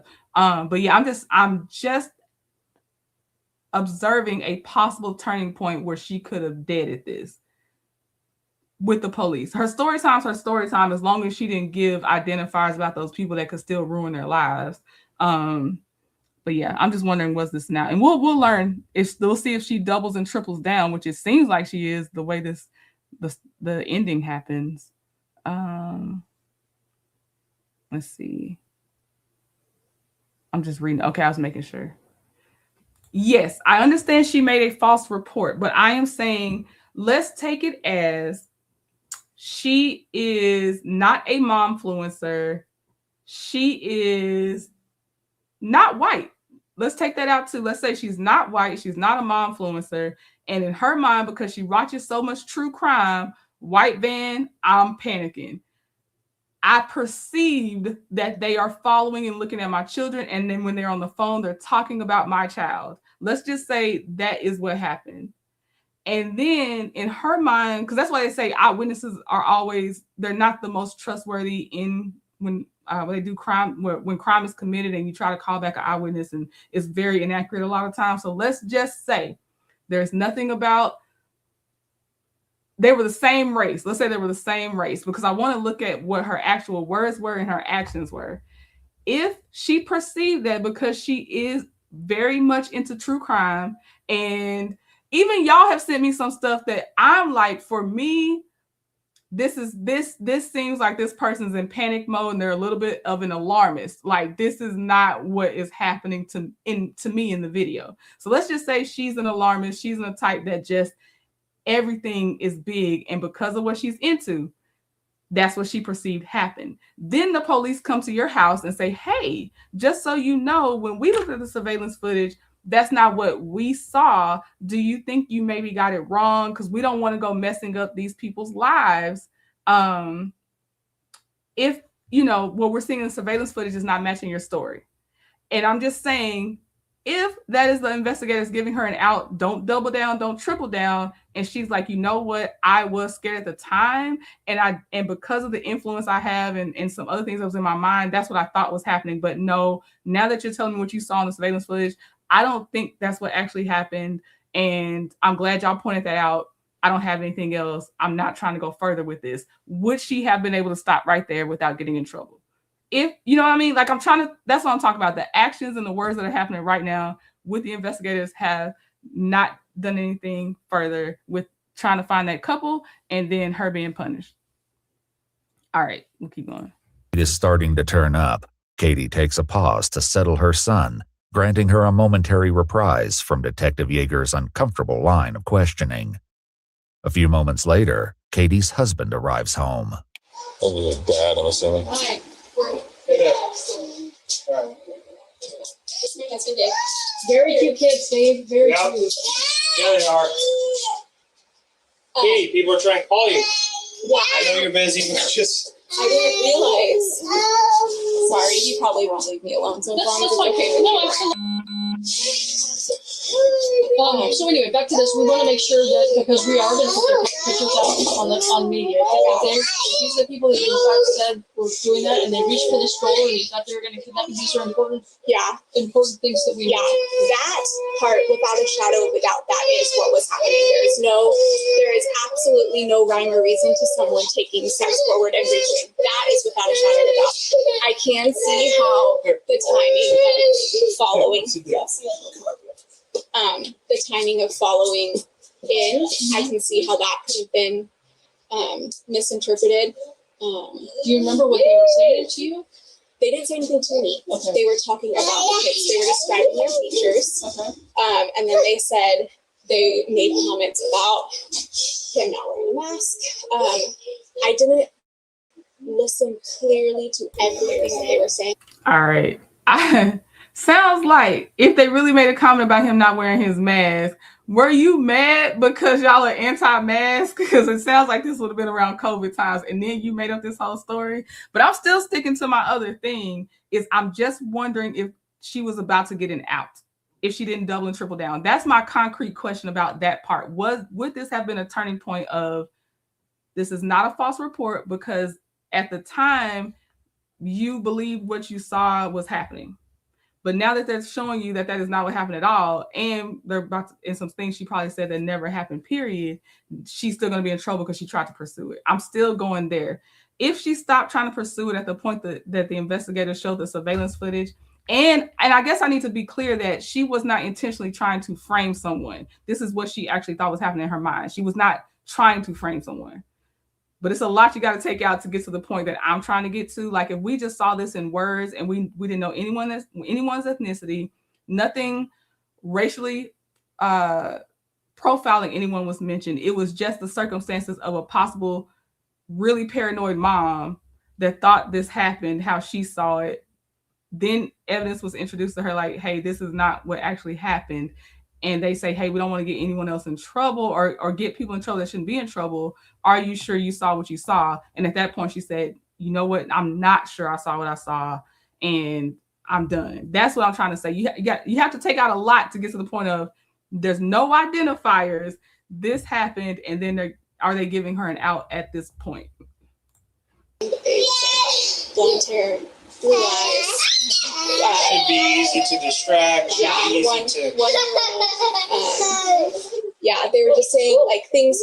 Usually, what I was expecting at first was I thought they were going to make comment to that my kids were wearing masks, so that was where my head was at. And so I wasn't really listening in detail. I just heard my kid the first time that I heard them talking. At this very moment, Katie has just backtracked on something she said in one of her Instagram videos. In both encounters with the police, Katie makes it clear that she didn't hear the man speak much. However, she told her followers that after the couple described her children's features, she claims she then heard the man say, The boy will be easier because he's not wearing a mask, so the mom must not really care about him. It's hard. I want to be. No, I want you to take your time. I really do want to be 100% sure because I do not want to falsely. No. Anything. As the awkward conversation continues, Katie finally acknowledges what brought the police back to speak with her. Like this whole Instagram thing, like yesterday had 3,000 followers, mostly friends, people I went to school with. Like I did not think that this was going to be anything at all. Calling us because they don't have because now they're afraid of their children, which is one step. So we either want to reassure them that we're doing everything we can to find them, or we're trying to give you justice and to do the right thing here. At the same time, there's a lot of eyeballs watching. So 100% they reached for my stroller. 100% they were saying things that they shouldn't have been saying about my kids. 100% they circled my car at the end. It should be noted that this is all this can be seen in surveillance footage. A lot of 100% being thrown around. Is now the third time Katie has told officials that the couple circled her car. First to dispatch in her initial 911 call, then to Officer McGovern when he met her outside the police station, and now to Detective Yeager. Despite her claims that the couple 100% circled her car, she described the incident to her followers on Instagram differently. And they walk around, not the full perimeter, but half of the car. They go back and forth around half of my car. They were parked closer to Michael's. They had no reason to go 3 cars beyond their own car to walk around my wife's car. You know what I mean? That's what's really. And that is I will testify. That is what happened. One thing that I have felt like I don't have 100%, and when people ask me, I say I don't really know. Is the white van? It very well could have just been coincidental that someone was in a van right behind me. Although small, this is another discrepancy in her story. There was a white van parked right next to my car. Perhaps sensing Detective Yeager's skepticism, Katie's husband chimes in to back her up. You tell them details like to the very back corner of the store to get your spray paint, and they followed you. So they watched the footage, and this couple didn't come in. It's not the same couple that came in at the same time. These people that she's saying that followed her out were already in the store 5 minutes before. We watched them throughout the store, and they don't come on surveillance. They don't come anywhere near her until everybody's in line. And these people in line have product with them. So that's why we drove out. We're trying to call her to kind of clarify some of this. Yeah. I'm so sorry. The kids, I really didn't have and I've been trying not to look at it because it's too much for me right now. Yeah. I don't. This is all our property. So okay. Yeah. So would you recognize these two if you saw them again? If we were to do a photo lineup, would you recognize them again? Yeah. Okay. And willing to go forward with prosecution. That's where I think. This is where I think she got herself in trouble the most, because she is still trying to pursue prosecution. This is for me. This is the last chance she had to not do this, but she's tripled down. I was just wondering if she would triple down, and if she did, or if she did not, what would have happened. But she has now tripled down. It's all on her. And I'm with y'all that she's lying. I'm definitely with y'all on that. I just wanted to know, did she have an out, and did she miss the out that she had? Okay. All right. So what we're going to do is we're going to work with some people. We're probably going to put this out in some social media, see if some people can help us. And then Officer McGovern will contact you at a later date when we have a full lineup. Maybe you can come down to the station to view that. Okay. I don't want to misrepresent what has happened. I do think it's important for parents to be aware, but I don't.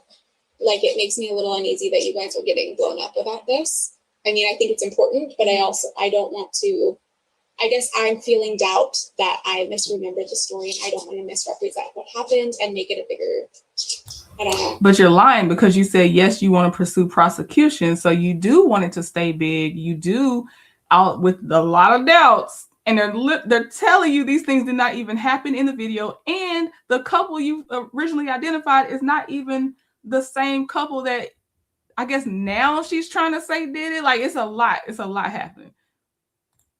So for my personal, it's like if I am a victim of something like this, I would want to trust us, right? That we're going to do the right thing. Yeah. I would like to trust the police department that we're going to do the right thing. Yes. I don't know if, and this is just me, I don't know if I would want my stuff blasted over maybe. Yeah. I mean, I don't know how that makes you feel. It would make me feel uneasy. Yeah. but it definitely makes it harder for us to find them and prosecute them when it's everywhere. Yeah. It just does. It's kind of like, I don't mean to say this, but the O.J. Simpson thing. It was so blasted everywhere, right? Yeah. They had a hard time finding a town that they could prosecute it. They could get 12 jurors that didn't know anything about it. Do you know what I mean? Yeah. So this doesn't help us when it goes out, when it gets blasted like this. And yeah, that's what I don't want. I care more about them not doing this again. I care more about like parents being more aware, but I don't think it's necessary for everybody to know all the details of everything. So no, you gave the details. You just you forgot what you said the first time. You described it differently in Instagram for the details. And she also said again, I just feel like people in the community should be aware. So you did mean to say what you said. You did mean to give details. You're regretting that your details now don't match up. That's all that is. And she doesn't want people to know details now because they can compare what she said before with what she's saying now and what they're going to release as what was showing in the surveillance footage. Let me see. My Joy, my peace said, hold on. She said, I know my hubby would have been back at the store looking at videos and for the white van. So Walter would be out there looking at them like, hold on. Let me just look at the videos and make sure. That'd be funny. Let me see. Akuudo said, for me, her out ended the moment she spoke to dispatch. She decided all other things removed. She decided to divert needed resources for her lies. I see where you're coming from. And thank you for putting it statement by statement, because I appreciate that, because I clearly see what you're saying. I have to do it on a different one to ask, because I can't do it with her. She's too much of a bad actor to try to see someone else that accidentally wasted resources, if that makes sense. Because she's not accidentally wasting resources. She did what she did on purpose. So I need someone that's not a bad actor in that did something, but then they were like, oh my God, I was mistaken. No, I don't want anything else. While Kyle said the couple will now be put on news as wanted for questioning, right? Okay. We have more that is coming. It's the end kind of happened fast, but it is coming. Let me see. Right. She told everybody else the details, Mindy.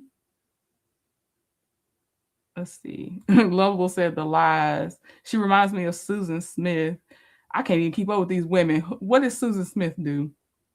Again, her first mistake was calling the police. Okay. And Jacqueline said, where's the handcuffs? All right. We'll keep going. I guess that was just you answering the questions to just keep that. I did turn off all the comments and accepted more. After Detective Yeager warns her of the possible repercussions of posting more about the case on social media, Katie then... Hold on. I gotta get that sentence. After the detective warns her. Okay, Leah, let's see this.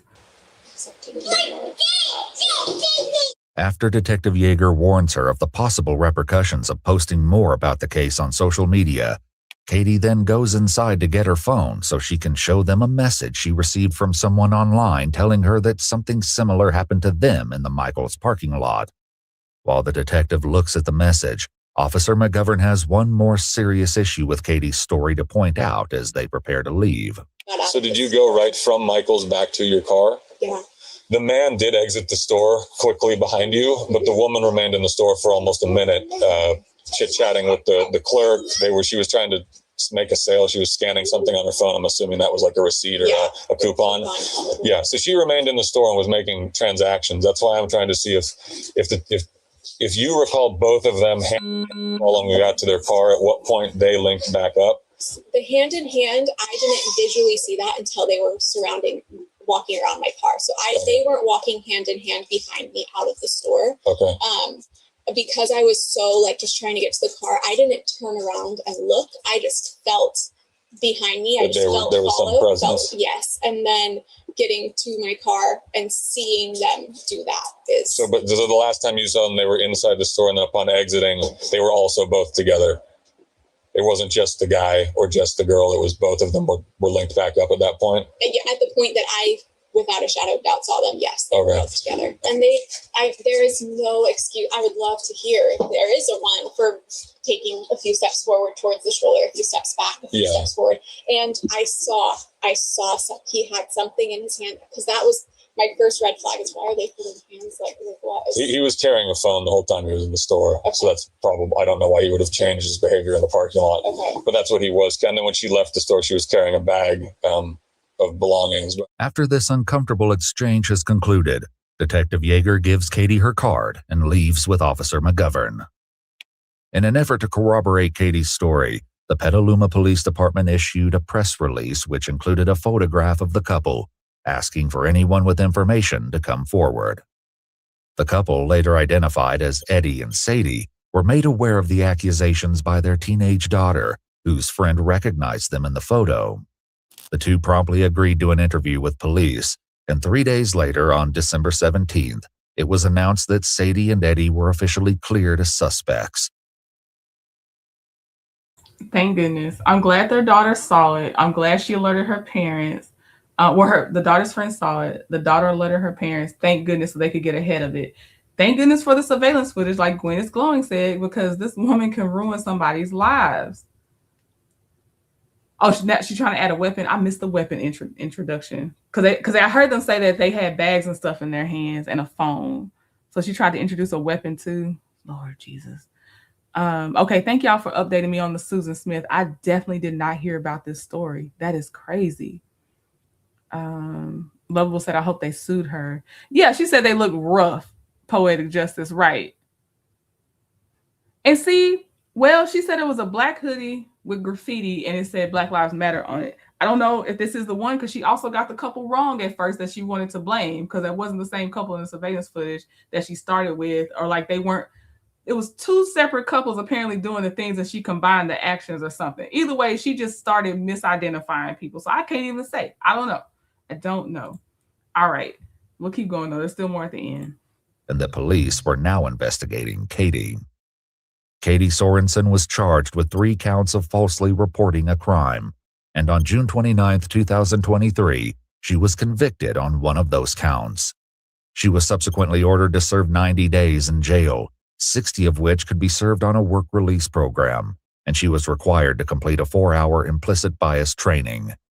She was also placed on 12 months of informal probation, where she was prohibited from having a social media presence and ordered to submit to warrantless search and seizure of her electronic devices.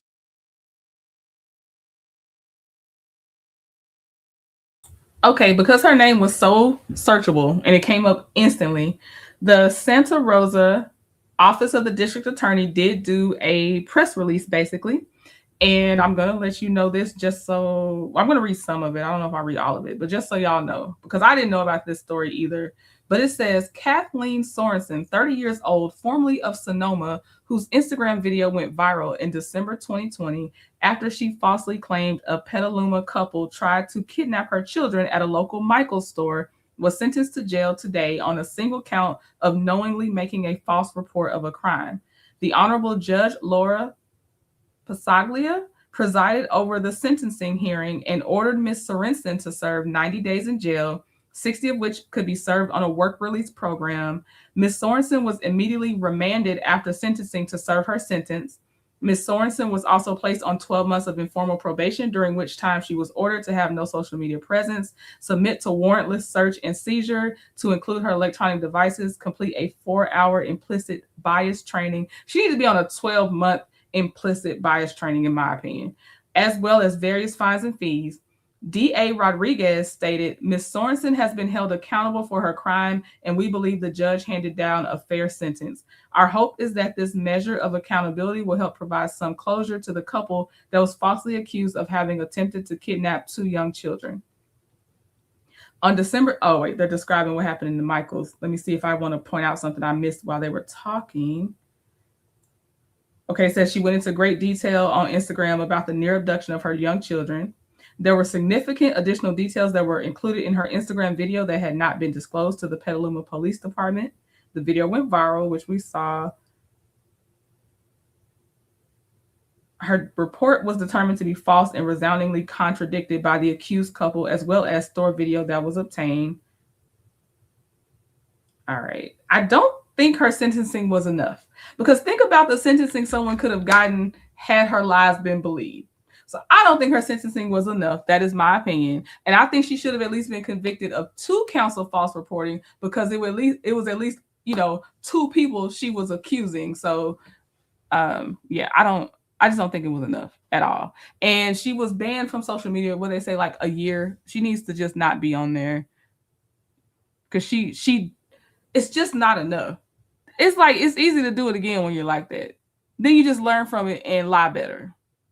Does she work? I don't think she looks like a trad wife. I don't know if she is. A trad wife, from what I've heard, is short for traditional wife, and they don't believe in, which you can do. That's fine. Trad wife in itself is not a bad thing. It is the way that it is portrayed by some of these women that makes it bad. But inherently, if you want to be a trad wife or traditional wife, that's fine. That's when you say, I do want to take on the conventional roles of, I stay home, I take care of the kids, I clean, I'm fulfilled.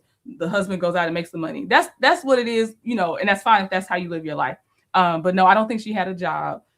But she could have. I just don't think she did. She just gives off trad wife to me. Leia's grandma says she needs a job because she has too much time on her hands to be making up stories like this. Lovable said it was not a fair sentence to me because she could have gotten more. I agree. She needs more than a 4-hour implicit bias training. At minimum, that needs to be months of training, because that's learned behavior of years. She's 30 years old, and you're saying that she'll get something from a 4-hour training. No, she's not.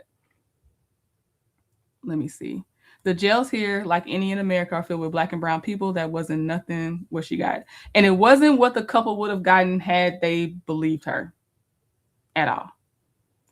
That's how it is in Soco County. Okay. Yeah, she probably still married. Her husband good with her. Ain't nothing wrong. She probably still married. She's a stay-at-home mom. Okay. Lovable said she tried the trad wife for 3 years and said it wasn't for her.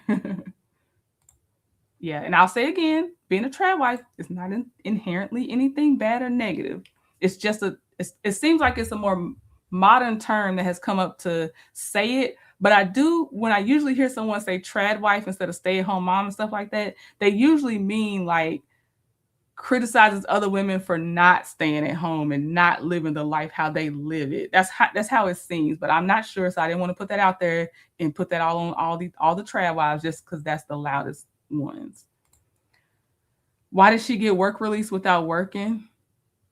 She probably could have worked for a place for 6 months or something. If we looked up a work release program, you probably don't have to have an actual job. Maybe you've already been working at.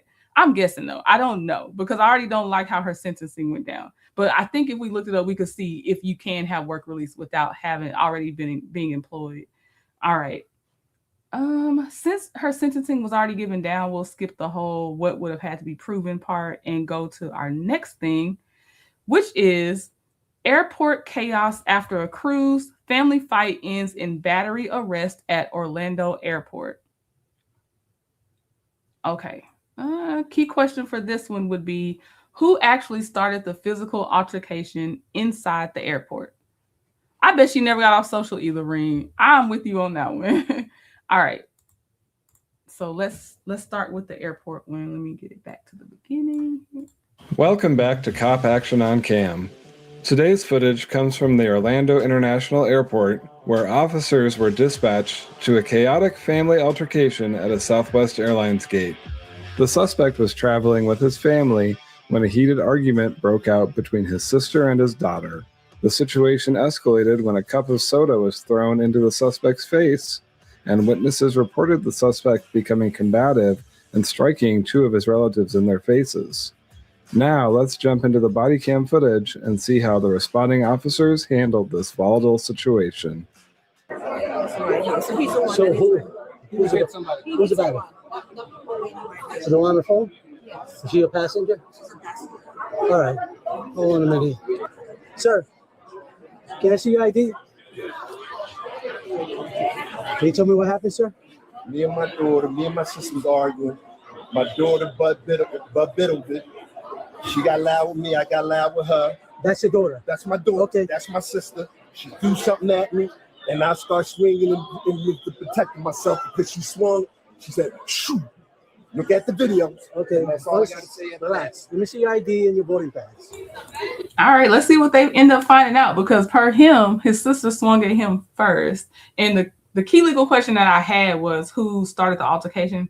That doesn't mean that's what prosecutors will ask. That was just me trying to find some things to focus on. My boarding pass. Okay, your ID. My ID. All right, just relax and sit down, No, okay? I'm good, sir. Yeah, all right. Do you have any injuries on that? From what they did, they slammed the shit out of me. But other than that, they was trying to defuse the situation. So I have no. But no, with this party, with your sister and your daughter. Well, if you want to say that when she threw the soda all in my eye and all that, if you want to, if I want to get that off. Besides throwing the soda, did she do anything else? Hey, she's swollen. She's scratching. It's swollen all up in here. It's swollen. This is burning. You probably can't see it because it's burning. And what was the whole argument about? I know you told me. Yeah. Talk to him. Get a statement from him. Yeah, come over here. Okay. So what? I just got here, so I don't know what happened. What happened? I told you, man, dude. Which man? He's taking their testimony. They all gonna tell you what happened. Me and my sister was arguing, and then my sister. It's a family. It's an inside family issue going on with us. Okay. Period. All right. Okay. Now, my sister like, hurry up, Jason. I said, Tracy, I'm right here. I'm coming. Let me put something. If you have an ongoing inside family issue, don't go on vacation together. And people always pick cruises, it seemed like, and airports to be in these fights. So when y'all say y'all saw that video, was that the one? No, because this was an airport fight. I was thinking of the Carnival Cruise video I saw a couple of years ago, but this was a fight in the airport. Don't go with your family if y'all have issues. Don't travel with them. Go on your own individual couple vacation or something. Why are you traveling with your family? You got problems with them. For some reason, it gets highlighted on vacation. It doesn't really get tamped down and, we'll just have a good time till we get back home. No. This one good, but I won't spoil it for you. Okay, Auntie Natty. I will never get folks getting hyped at the airport of all places. When I'm telling you, I'm trying to be real low key at an airport. So we just arguing. My sister's arguing. It's being disrespectful, loud. I'm being loud. This and this. You know, it's just boiled, man. It's just that, you know what I mean? I try to walk away. I try to ignore it, but at the same time, as we argue, she went on just. Which sister is it? The one that the officer's talking to? No, that's my daughter. That's not my sister. That's my daughter. That's the one that you had the altercation with, right? Me and my sister was arguing. Then my daughter jumped in it, calling herself policing my sister, being smart, and I said, mind your business. And so she threw that there. Okay. Yeah. All right. She assaulted me, and I protected myself. What did she hit you with? She hit me with the cup in the mother. So at the same time, it was what she hit you at? What she hit you at? She hit me here and all that and swollen. And then when she did that, I was like, what the? Okay. All right. And so whatever happened to her, if whatever happened to her, if I hit her, I was really just like going on like this. It wasn't like lined it all up and all that. You understand what I'm saying? Right. It was. Because it took me off guard, I went off guard. You take me off guard, I'm gonna go off guard. You get what I'm saying? She caught you unexpected. Okay. There you go. You want to press charges? No, I'm not pressing charges on my door. Okay. I tell you what, this is why I tell Mr. Trendon, please. Now this is not the same because we like each other, we love each other, and it's not nothing like this going on. But he plays so much and he does it to push my buttons that at home we play fight. I try my best not to play. Now that I know better. In my 20s, I was out here. I ain't realized that I could get arrested for battery if it was seen by the wrong person. But anyway, we play fight. But I'm the aggressor of the play fight, or I appear to be the aggressor of the play fight because he does the underhanded stuff. So like even tickling me, I'm like, see, if I bop you in your head, it's not because I actually want to hurt you. It is a defense mechanism against you tickling me or something like. And so I'm like, you think I took it too far, but I just couldn't even control my body. This is why I'm like, do not bother me in public because I'm gonna be the one that gets in trouble. No, she got a daughter. That's my granddaughter right there. Okay. You don't know where she's at now, right? Your sister? I don't know where she at. She was Now, flying with you look guys, at the right? video. Tell them to play the video. You gonna see what happened. Tell them to play the video. Only thing I'm guilty of for being disruptive, you know, because we was arguing. So How about those guys that were here, the white guys? What happened with those? Man, they was just, listen, man. They were trying to break you up? They was breaking this up. Okay. Listen, I got no beef with them. Okay. You know what I'm saying? Right. Look, for real, they look like they was more mad at motherfucking security and here they ain't coming time. Where you guys were flying to? Philadelphia. Y'all from Philly? Yeah, we just came off the cruise. Okay, I got Look, the shit was going on. Look, it was going on. I stayed away from them on the cruise. They stayed away from me. George, you got his ID? Did I give you my ID? You gotta give it back. Okay. I'm not giving it to you back. I have it. Okay. I can't get my ID back. No, he just got to get all You the gonna stuff. make me pay for a new ID? No. He's gonna give it back to you. Oh, okay. I'm doing an investigation. That's all. He's getting taken names. Hey, look. I apologize for y'all going through all this, man, from the bottom of my heart. He's just man. taking names. I couldn't take it. Look, that came out of my skin. Oh, he toasted, sir. You got to stay out of personal space, okay? They can hear you. You ain't got to get all up in their personal space to tell your story. I couldn't eat that after she threw that. No, I got you. I couldn't eat that. Come on, have a seat. Oh, my fault. No, But you understand what I'm saying? I hear you. And then I'm off guard. So I'm like, what? How old is this? You fucked up. My mom is Joe's witness. My sister Joe's witness. I'm like the black seed. And let me tell you something. I came a long way, brother. I did 15. I've been out of the way for 15 years. Look at my background on that. But anybody got time to bring your background for this 15 years, so you already served your time. That's even more reason, but I know that'd be too much like right. But that'd be even more reason I'm not gonna travel with family that I don't get along with, because now the probability of us fighting goes up.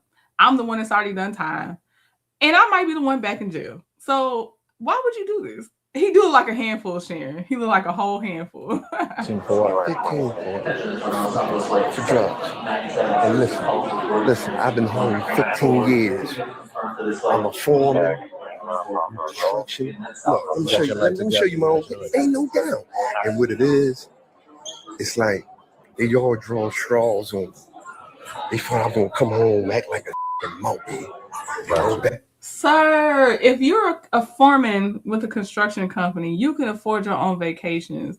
This is the product of having to prove to people you have changed. You got your life together. Look at how good I'm doing. But they still don't like you, so it don't matter. So y'all always gonna end up in an altercation.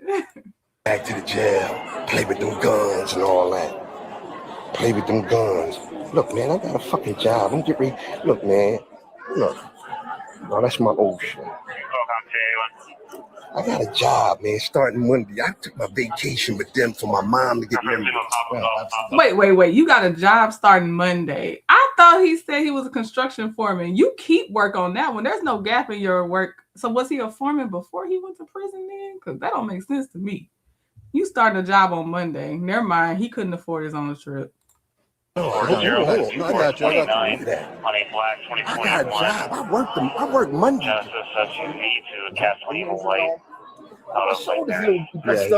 My shoulder no busted, but I'm asking on their behalf. I think because what they more so did and the tussle and they went on and got They him want to check down. you out. You want to? If you'd like now, what's going on with me, with you guys? Y'all finish your investigation, sir? Yes, so there's officers that are speaking with other people. Right. You're going to be informed as soon as they know. I'm just here hanging out with you. So they just walk around doing it, but you know they got a security camera. Y'all can't go to security and look at the camera. I'm just hanging out. That's a valid question. Right now, I see 3 officers. If the surveillance footage is readily available to at least be played back, you know, some officers will put their body cam, make sure it's aimed at the camera or the screen, and they watch the playback. Is someone also watching camera playback right now? Because that is a very logical, reasonable question to have. Make sure y'all look at the footage because it might help him. He might not have been the aggressor, and he might have actually been defending himself. With you, But they leaving, they get to leave, and y'all got me, I'm here, I'm so they talking get with to you. leave. and they was in an altercation, and they transgressed on me first, and I'm sitting here with you because I'm a man. Okay. I'm just asking a question. I know, but first of all, we're gonna take a breath, okay? Okay. That's all I'm How saying. do you think you will feel? Have you seen me over there once? Not at all, right? Okay. Did I get two sides of the story? No, sir. So, ice packet, man. Come on, take me to the hospital. Come on, let's go to the hospital. Let's get some x-rays on this. Y'all ready? You gonna get x-rays on it? Come on, let's go. Hang on one second, brother.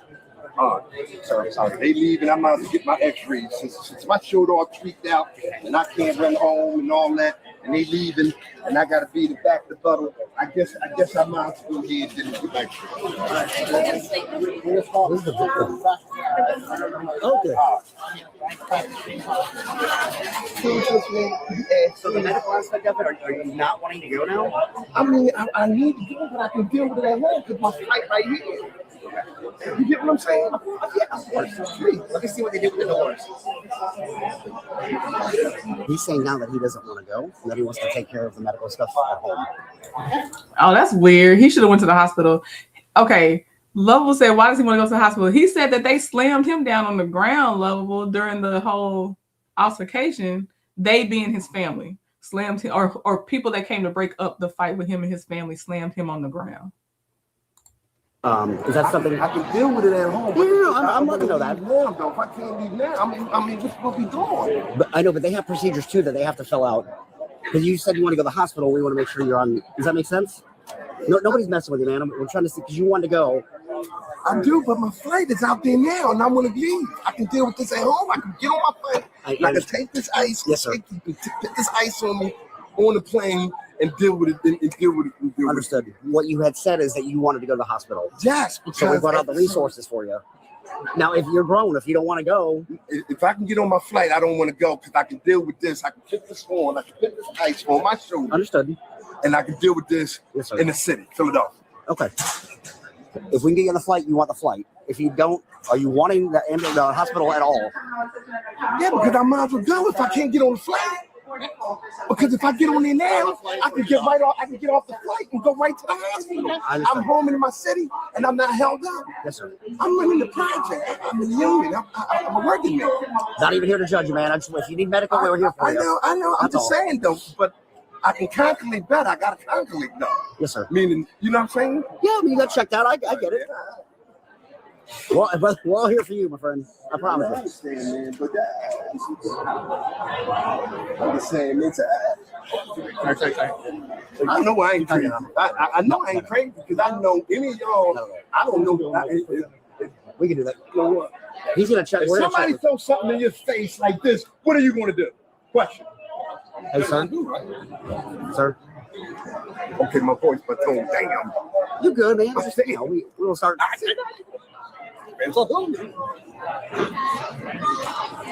Reaction is a reaction, no matter what. True. I'm starting to feel it. You're right. So listen, let's not play games. I'm not playing games. You're not getting on the plane, so that's out of the question. So I'm not getting on the plane. You're not getting on the plane. So what's next? What's your name? Officer Gonzalez. All right, Officer Gonzalez. What's next? Gonzalez. George Gonzalez. Okay. Mr. George, what's next? Mr. George. Well, you said you were injured. What is his medical condition? He has to sign. Okay. Now, how come I can't get on the plane? Because the Southwest representatives are not going to let you fly on this flight. They have the right to do that.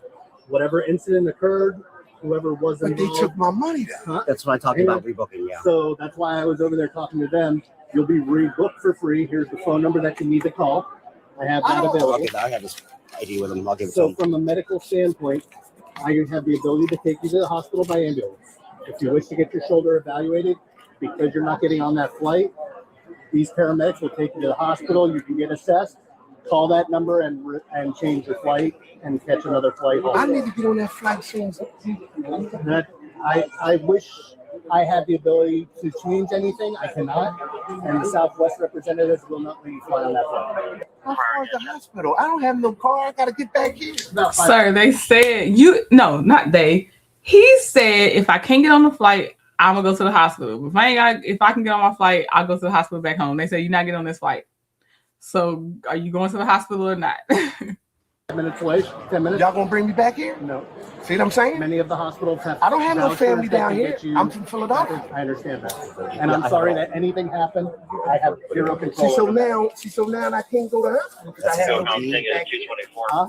Yes, that's why I wanted to go ahead home and get right off and go right to the hospital. I don't know this area. I'm empathetic to you, sir. I have no control over what happened that made them allow. So I had no choice but to say no and stay here and just hope and pray to God they book me a flight as soon as possible so I can go home.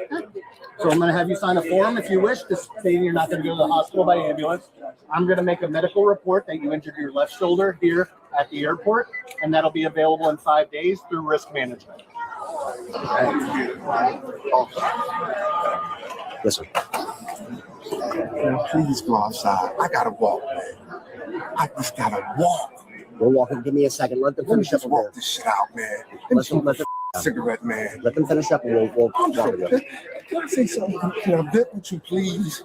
Jesus Christ, tone, of course you can. I just want to vent. Just listen to me. But I haven't moved. Don't even say nothing. Just listen. I'm gonna keep it down. I knew it when we first brought it up about the vacation. I knew it in the bottom of my soul. I said, I'm gonna do this vacation because my mom is older and you won't get some pictures. And I kept telling my wife, honey, Is this your first time in Orlando? our first cruise. Oh, cruise. All right, sir.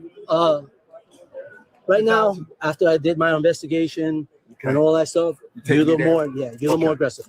Put your hands behind your back, sir. All right, he's cooperating. All right, relax. He's cooperating.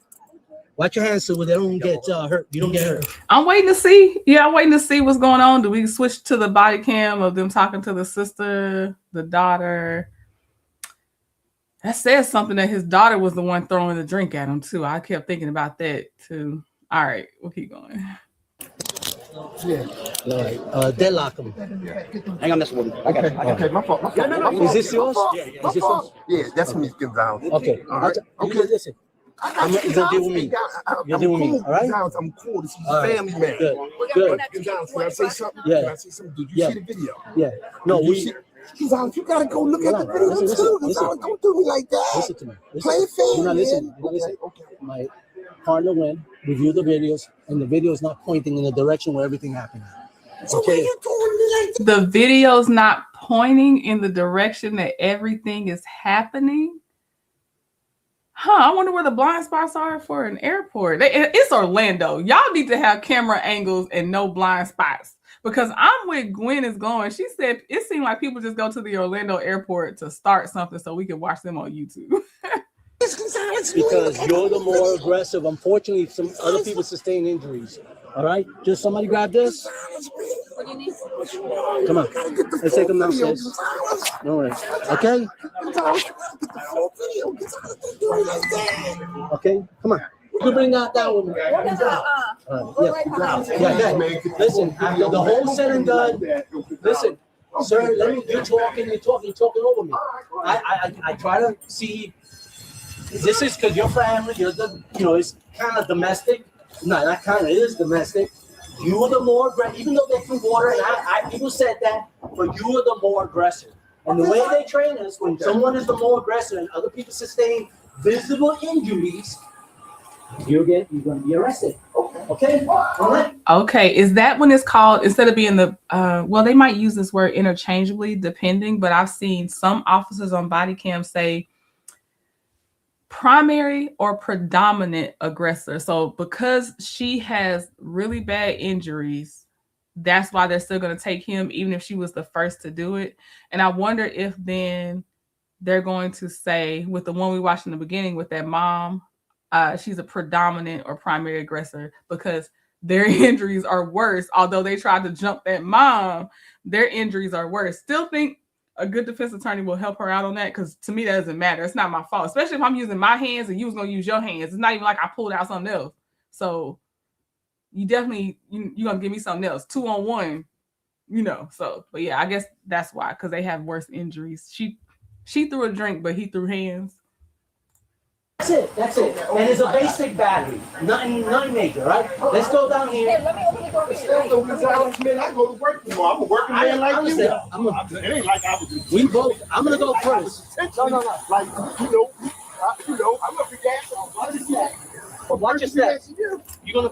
Just like I know Gonzalez. Anybody put their hands on you? One sec. Watch it. You got me. I got you.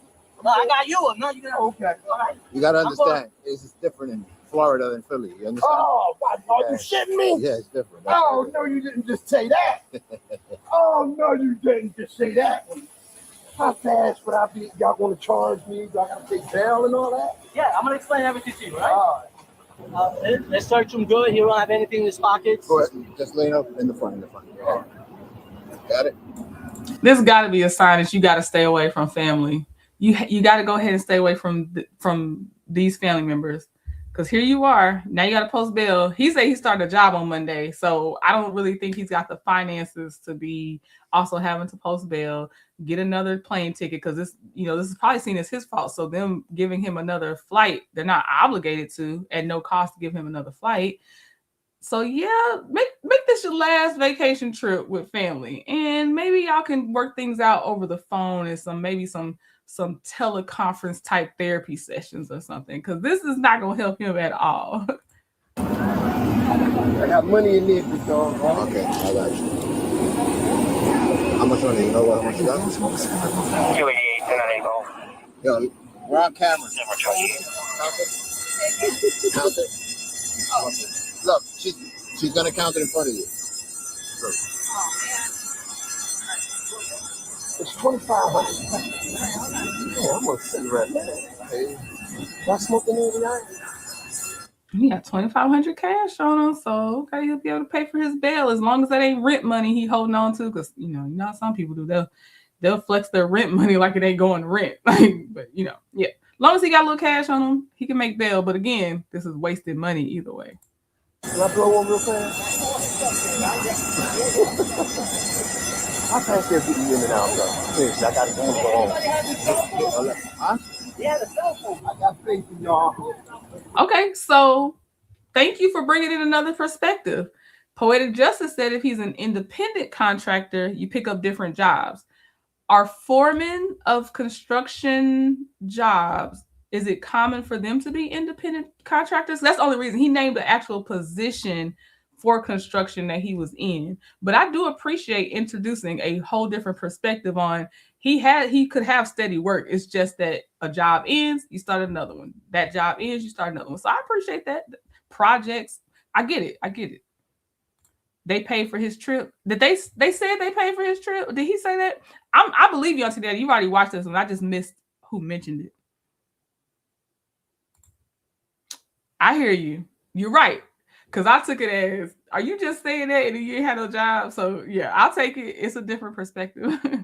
I want to see the family's input too, Jacqueline. Oh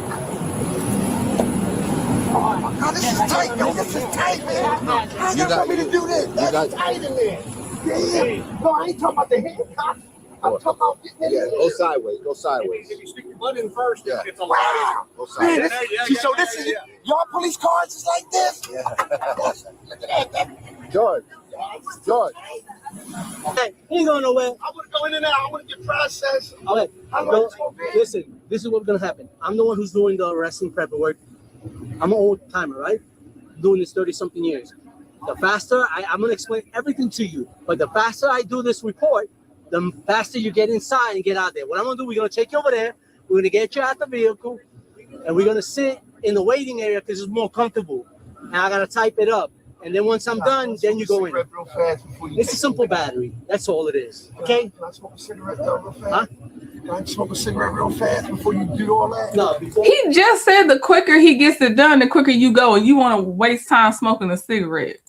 When we go into jail, I'll let you smoke a cigarette before we go inside the jail. Okay. And I'll let you make a phone call. My man. Okay? Yes. But you got to be cool with me and let me do my thing, all right? It's just a simple battery. All right.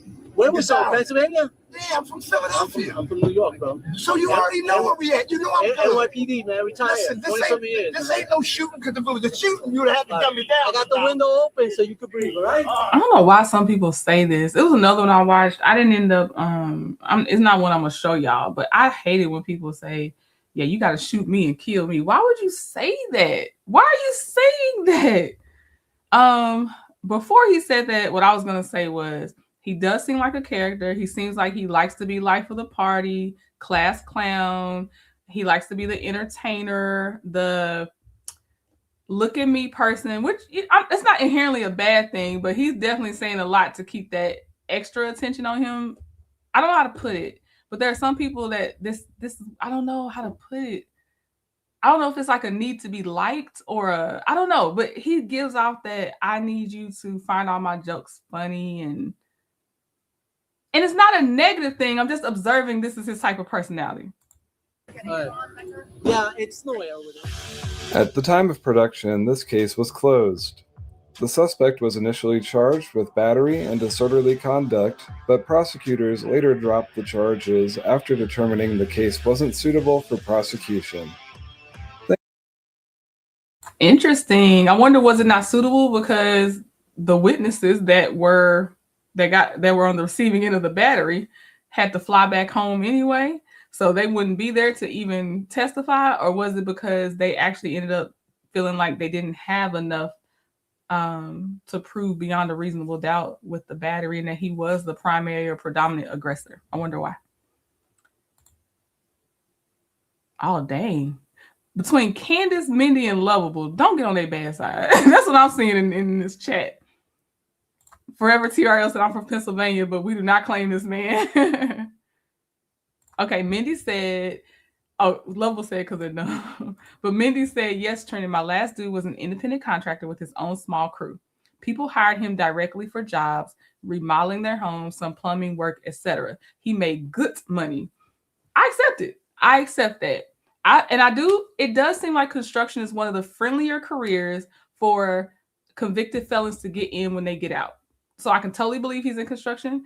And with the perspective added from y'all, thank you for adding he might just be an independent contractor. So that's just normal. Yeah, I ended a job. I started a new one on Monday. Not a job as in how I'm seeing a traditional job. It's how construction speaks about a job. I totally can accept that. That is no problem. Let's see. Yeah, life of the party. He's the life of the party, my joy, my peace. That's what it is. Poetic Justice said he was vindicated. Charges gone. Let's see. Omar said that's two people who have gotten the charges dropped. Yep, it is. Lovable Scorpion said, Trini, I'm a lovable scorpion, not a mean one. Okay, lovable. Oh, man. And yeah, people do pay with cash on some things. Okay, all right. So let's go to our next one. I won't need to do what prosecutors... Well, actually, yeah, I can still look at what prosecutors would have had to prove. And that's all for this one, just because they didn't end up doing it. But this is what they would have had to prove for battery, which would be a first-degree misdemeanor in Florida. And it says prosecutors generally must prove the defendant intentionally touched or struck another person against that person's will, or the defendant intentionally caused bodily harm to another person. All right. So let's go to our next one. And this one, oh, let me ask y'all, have we already watched this together so I can skip it and go to a different one when we get to this point? Hold on, I gotta go to the beginning so y'all can see. 1 second. It's that teen that got caught stealing from Burlington. Because this one, y'all remember this one? Did we watch this together? I watched it. I don't remember if I watched it with y'all. But he got caught stealing from his job, and I think he thought he was just gonna get kind of in trouble, but he didn't want to be in jail trouble. So let me know. I think he had a football scholarship too. We watched this one together. Okay, so I'm taking this one off. All right, I had already picked a replacement for him. All right, now we have. Let me get it together. Ultra racist woman goes ballistic after getting arrested. I watched the end of this video. How she went ballistic was described. I don't know if it was actually shown though. So the narrator is going to have to pick up the heavy load of talking about how she went ballistic. But the key question is, What specific actions beyond offensive speech gave officers probable cause to arrest her? All right. What's the issue? Nothing. So you don't have no family members left? Is that what's She's going just on? going on about some racist. Racist? I'm talking to you about your family members. How is that racist? Was she saying racial things Oh, to yeah. you? No, What was she that's it. saying? I have a bunch of videos I can check, but it's somewhere along the lines of, did you see how red this country was? Yeah. Did you not see how red this country was when they I'll talk to you voted? over here. Yeah, it's red. Is that a big thing? You got ID on you, boss? Not on me, but this is my car. I think it's you grab it, please. Is that a arrestable offense? What's going on? Nothing. Well, why are we getting calls about you? Because he got hurt feelings. About what? I don't know. Ask him. Okay. Do you live here? No, I was walking through and he got hurt feelings. He said, hold on, I'm calling the cops. I said, okay. What are his feelings hurt about? Because I told him it don't matter who's president. Okay. The president's going to fix the country. Oh, you're prejudiced. No, I'm not. And it went on. I got you. Do you have ID on you? No, What's your name? I ain't giving you nothing. I want to talk to the attorney. Okay. I want to talk to a lawyer right now at this moment. Do you have a lawyer? I'll get one. Okay. Or book me in and I'll find one. What? Book me in and I'll find one. Okay. What's your plan for the rest of the night? I'm going home. That's where I was going. But he wanted me to hang out here to talk to you. Why? I don't know. He said, hang out here. I'm calling the cops. Okay. Why you want me to talk to you? I don't know. So what happened, man? So I'm coming out. I'm going to get groceries, and she came up to me and she was like, "Can I ask you something?" She's like, "These girls, I was trying to talk to them. They ran inside like I was gonna." Okay, so I keep walking, and she starts talking to me about how red it is, how I'm invading. You know, arrest me. I'll go. No problem. Why do you want to go to jail? Mhm. Did you do anything? I don't want to go to jail. He wants me to go to jail.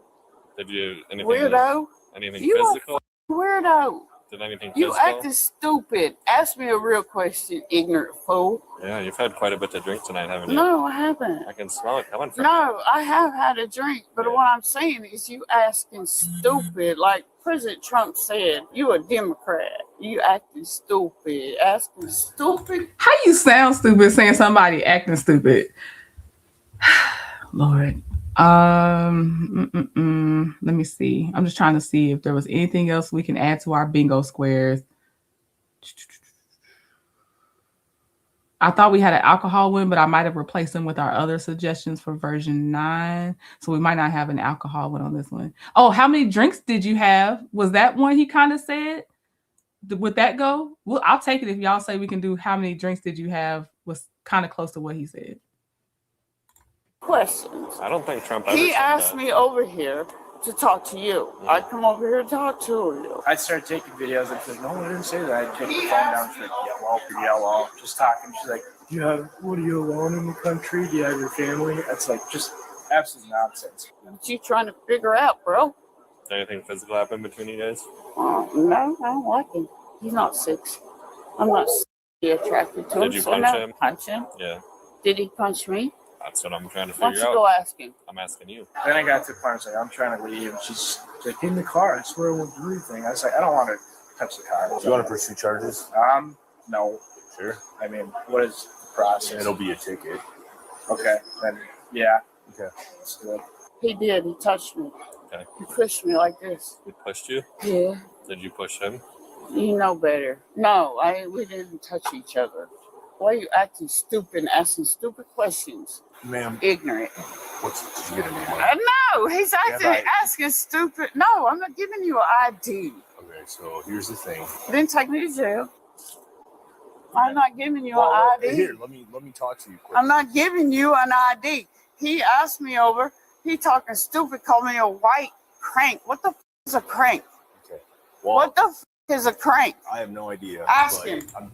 If you don't even know what it is, but you definitely know what you're trying to call him, I feel like he has a reason to be mad because he knows what you're trying to call him versus I don't know what that is either. But she's mad because he actually decided to defend himself and not let her talk to him any kind of way. And she can't believe that this man called the police on her. That's what this is. But I am okay. So I can't do federal level politics. So you ain't gonna hear me say much about it. Doesn't mean I don't have an opinion, but I ain't gonna be saying too much on my channel. Okay, but I cannot stand people that want to force their thoughts and opinions on you, and they have the nerve to get mad that you got something to say right back at them, and they mad because you got them better than they got you. You started. This man's just trying to go do whatever he's got to do for his night. You're bothering him. You are a stranger. Why are you bothering him? Trying to talk. Ask him. Okay. So no, you coming over here threatening is what you're doing. Once you bring them shoulders back and quit acting like I'm the criminal, huh? How about that? Are you done talking? What does that mean? Bring your shoulders back. She thinks she really eating too. How about you be done talking? Well, you haven't given me. Well, no, because you already took his side. So bring your shoulders down because they don't scare me. Okay. Lozena, no. Well, I'm just trying to talk to you. I'm not trying to. Well, then talk and quit like that at me. Because it don't work. It makes me more angry. Sounds. When a man acts like they can dominate a woman, it's stupid. Okay, we're just out here with you because it sounds like you were bugging somebody. No, I was standing here. He came to me. Okay. I love it that she's proven that she did everything that man said that she did, because I don't know if he has any witnesses outside of her just literally telling on herself right now. Well, it sounds like you made some inappropriate racial. No, I didn't. That's what he said. I could tell you what he said. Would you believe me? Well, and say it sounds like she said you said this. Bullshit. What did he say to you? No, it don't matter. In court of law, he said she said bullshit. So don't bring that to me. Well, I'm just trying to figure out what he said. No. Are you gonna? Do you have ID on you? No, I'm not giving you ID. I ain't done nothing for you to ID me. What's your name? It don't matter. Ask him. He's the one that called you. You're going to put on gloves like, I'm going to arrest her. I got to put on gloves. Well, Is that it? Is that what you're doing? I just like my hands to be clean. He wants to arrest me. Let's go. He wants to arrest me. So what's your name? He wants to arrest me. Go ahead. What's your name? I ain't giving you that. Okay, well, Arrest if you don't give me your name, you're going to go to jail. All right, let's go. Okay, place your hands behind your back. You're under arrest. No. I ain't giving you nothing wrong. You're under arrest. Here come that delayed response in 3, 2, 1, because she was not gonna like this. Dang it, what was I gonna say? Oh, Teresa said she must have been drinking some Thunderbird from a brown bag or some moonshine. It's some things going on with her. For obstructing disorderly conduct. I ain't done nothing. And I don't know if you have any bonds or anything, or if you're on probation. Let me go. We'll find out. We'll find out. Let's go. We're going this. All right, because I wouldn't give you my name. I tried to give you plenty of chances to talk to me, to provide a. Why? He's the one that said card, it, not and me. I'm not going to play these games of. I didn't say that. Okay, so you are going to jail. There's nothing changing my mind about I that. didn't say that. Serious. That's all right. You're also going to have a no contact. To who? Here. Where is this anyway? I don't know. What is this place? Do you have a T-shirt under this? Yeah. Okay. What is this place though? For real? I'm asking. You ain't gonna tell me? I mean, I don't know. You tell me. I don't know. It don't matter, ma'am. You know you're in America. You're in America, so it's okay. Just go off that. It didn't matter to you before. It don't matter now. Oh, I think I'm about to call. You are correct. No, quit. I ain't got no guns. What are you looking for? We have to empty all your pockets. Oh, what? We have to empty all your pockets by the Oh, jail yeah, I ain't got. That's my freaking way. You trying to get my money? No. Oh, I have. It's by policy. I have to. What are you? Wow. I ain't got no. You think I'm a terrorist? Crazy weirdo. The fuck? You all up in my teeth. You all up in my teeth. You all. Get out. Turn your camera on. Ma'am. You all in my teeth. I need to. You all in my teeth. You're in my teeth. You're in my teeth. You're in my teeth. You know her breath is bad. Oh my gosh. And ma'am, I think they can just okay. I'm not gonna do it. I'm just gonna say I think that they can search her chest fairly easily without doing too much. They're not all in your breast. Oh well, that. I forgot about that. Yeah. You so naughty. Will you provide a breath sample to see how much you've been drinking? Nope.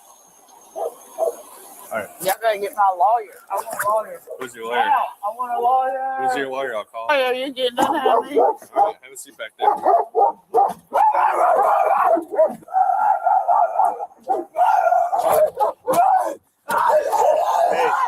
Hey.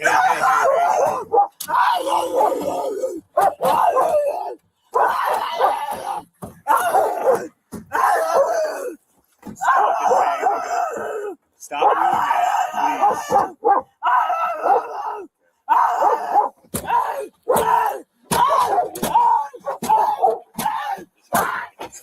If she was a 3L, she wouldn't be walking. Can you just have the county ready for me? Did they say any bonds or any? I just ran her. I did. I ID him. He said. Lovell, you were right. This is a good one. Candace, you are out of line. I might have to put you in timeout with my joy, my peace. Candace coaches said, I bet the bottom teeth got a quick release, and I cannot with you. He had some videos. Can you just grab them? Yeah. Hey, Mike, real quick. You think the hate crime statute will fall under this? I'll read it and let me know. Stop. Stop banging your head. All right, man. I just got this for you. It's rights and resources of the victim of a crime. Sweet. Did you have videos? I do have some videos. Did you show him? I didn't. Okay. You just want to show me quick? Stop.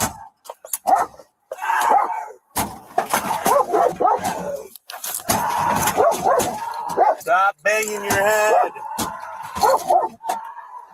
She's trying to time up her racial comments to when my phone was put down, but. All right, I'm gonna give you one more chance to get the fuck out of here, okay? 47, Bakerout County. Starting villages, 3-2 breakdown.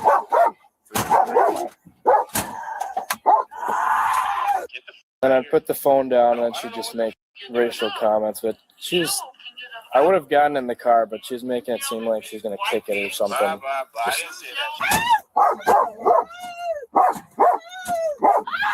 Stop doing that. Why do you say that? Because coming from the generations, you are a disappointment in all areas of life.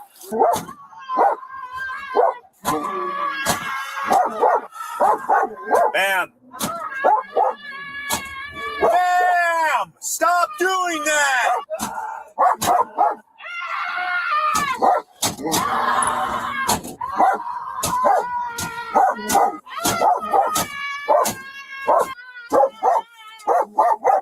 Oh, she's banging her head the whole time here. Yeah, she's yelling. Nope. Just going. Yeah, let old K9 Destroyer sit in the back seat with her. Let's see how much she talked to him then, or her then.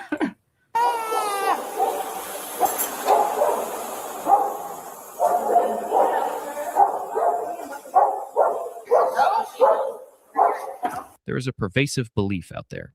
You've probably seen it in your own life, maybe at a family gathering, or certainly on videos like the one we are about to break down, that if you just speak loudly enough, throw around some constitutional buzzwords you half remember from high school civics, and act offended enough, the police will simply vaporize. We often call this the status shield. It's the idea that who you are, or who you think you are, matters more than what you're doing. It's the belief that your age, your political opinions, or your sheer indignation overrides the penal code. We see it with politicians, we see it with wealthy business owners, and today, we see it with a 55-year-old woman in La Crosse, Wisconsin, who genuinely believes that her seniority and her political grievances give her a pass to terrorize a stranger. But here's the reality I want you to understand, and it's the core theme of what we do here. The street has a very different set of rules than a debate club or a customer service counter. When law enforcement arrives at a disturbance call, they aren't looking for a lecture on the State of the Union. They're looking for two very specific legal triggers: reasonable suspicion and probable cause. And as we are about to see, attempting to turn a simple investigative detention into a roadside law school lecture is the fastest, most efficient way to talk yourself into a pair of handcuffs. We are going to watch a woman turn a situation that could have been a talk and release, a simple go home and sleep it off, into a weekend in county jail, simply because she refused to follow the basic rules of the road. Let's set the scene properly, because context is everything in law. This isn't a traffic stop. In a traffic stop, the officer usually sees the infraction with their own eyes.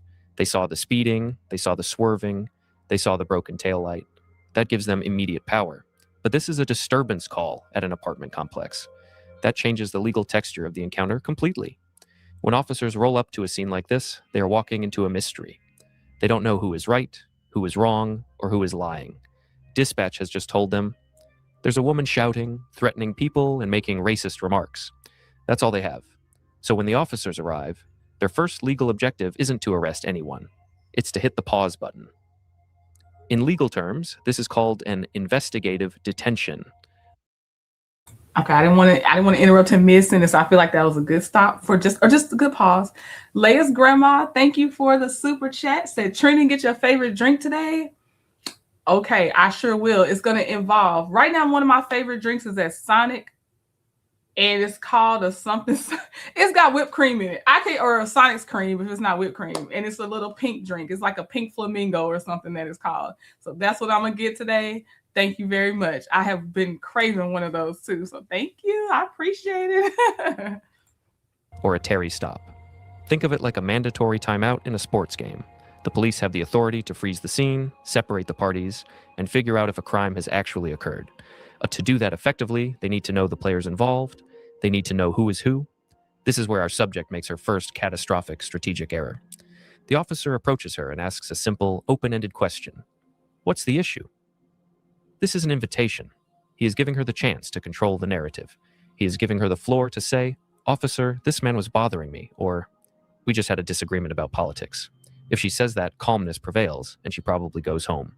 Instead, she chooses aggressive deflection. She immediately launches into a tirade about family members, race, and how red the country is. Now pause and think about this from the officer's perspective. He has a report saying, woman is yelling racist and political threats. He walks up to the woman, and the first thing she does is yell political rhetoric at him. She is effectively testifying against herself. She is confirming the witness report before the officer has even spoken to the victim. She is establishing the disorderly element of the potential charge right out of the gate. Then comes the pivotal moment, the fork in the road. The officer asks, you got ID on you, boss? This is the most critical decision point in the entire video. If she hands over the ID, here is what happens. The officers run her name. They check for active warrants. They see she's clean. They realize she's intoxicated, sure, but if she's cooperative, they probably just tell her, ma'am, you've had a few, just go inside and stay away from that guy. That's it. That is the path of least resistance, but she chooses the hard way. And people like that never choose the easy way. Like, this is so, you're already like, you're getting on somebody's nerves, you're harassing them, and the worst that could happen had you actually listened was, can you go back in your house or your apartment? But nope, that's too much like right. Actually, I told you that's my favorite. That's like I said, that's one of my favorite sayings. Too much like right. That's one of my favorite. But yeah, just choosing to do stupid stuff and continuing to do it, probably because she hasn't, they said she got a clean record, probably because she hasn't been punished in the past for harassing people. And it's just like, what are you going to do to me? Because I've been told this country is for me and I will always be right. So I'm going to keep doing what I feel like doing. Also, I'm pissed because I'm 55 looking like I'm 85. Candace said crank ass 20 years and I'm done with you again. You're still in timeout. You're still in timeout. But no, she does not look 55. I will honestly say that. She did not. I would have not thought 55 for this woman.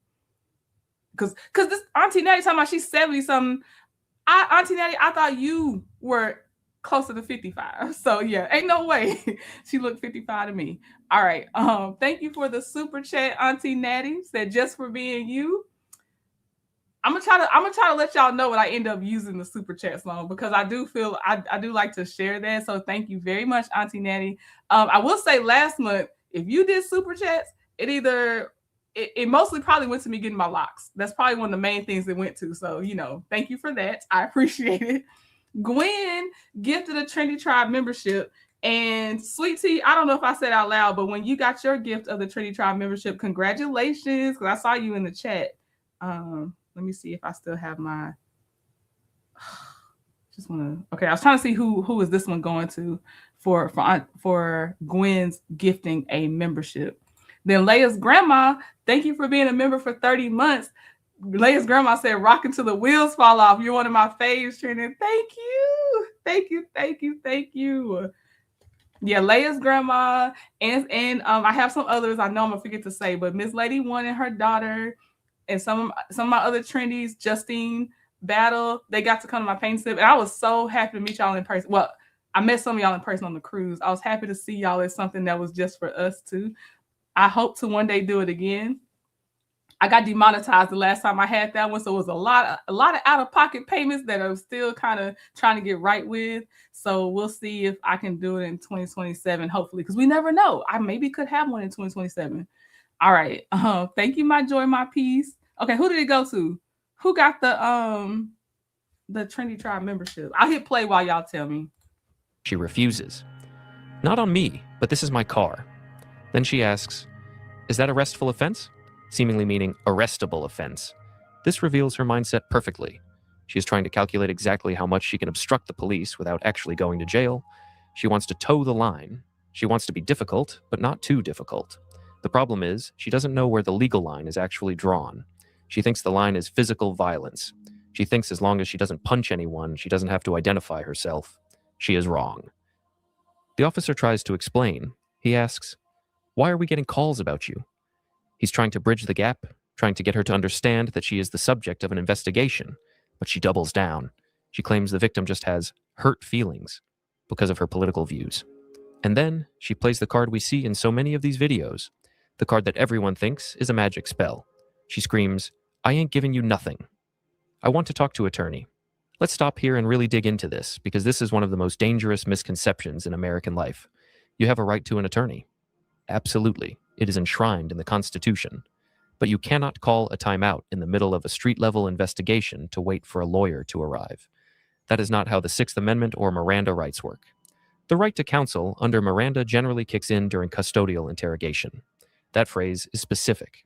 It means two things must be happening at the same time. Custody, you are under arrest and not free to leave. Interrogation. The police are asking you questions intended to get you to confess to a crime.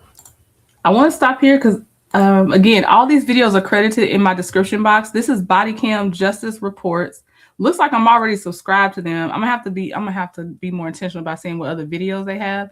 I love some narration where they start breaking things down. So, because it teaches me later when we watch ones that don't have any context or things like that. And then I start getting used to hearing certain terms, specific circumstances. So this is Bodycam Justice Reports in case you want to support their channel. Okay, I'll keep going. Right now, looking at this video, she isn't under arrest yet. She is detained, and the officer isn't asking her, did you conspire to commit treason? He is asking, what is your name? Courts have ruled time and time again that asking for biographical data, name, date of birth, address, does not trigger Miranda warnings. It is administrative. It is the paperwork of policing. By screaming for a lawyer right now, she is essentially shouting into the wind. The officer ignores it not because he is violating her civil rights, but because her demand is legally irrelevant at this second. It's like demanding a refund for a movie you haven't bought a ticket for yet. She then makes a bizarre offer, book me in and I'll find one. She is essentially daring them to arrest her. This is a psychological defense mechanism we see a lot. It's an attempt to reclaim power by inviting the worst case scenario. She's bluffing. She thinks if she acts unafraid of jail, the officer will be intimidated and let her go. But for the officer, this is just more evidence of obstruction. She is making it clear she will not cooperate voluntarily. While she is busy arguing constitutional law with zero training, the officer pivots to the victim. This is how a case is actually built. The victim explains that he was just walking to get groceries when she approached him, ranting about how he is invading and making comments about the country being red. This witness statement provides the probable cause for disorderly conduct. Now, disorderly conduct is a charge people misunderstand. They think it just means being annoying. But legally, it usually requires behavior that is unreasonably loud, abusive, indecent, profane, or otherwise tends to cause a disturbance. Targeting a stranger in a parking lot with racially charged or political shouting matches fits that definition perfectly. It's not about her political opinion. She's allowed to think whatever she wants. She's allowed to stand on her own lawn and yell at the clouds. But when she directs that aggression at a specific person in a public space, causing a disturbance that alarms others, it crosses the line from free speech to disorderly conduct. Back to the suspect. She's engaging in what psychologists might call rapid cycling. 1 second she is aggressive, arrest me. The next she is dismissive, he's an ignorant fool. And the next she is denying reality. I didn't do anything. The officer notes the smell of alcohol. You've had quite a bit to drink tonight. She denies it, saying she only had a drink. This is the universal unit of measurement in police encounters. Everyone has had 2 beers or 1 drink. But the intoxication is legally significant here. While being drunk isn't a crime in itself, it destroys her credibility. It explains her erratic mood swings.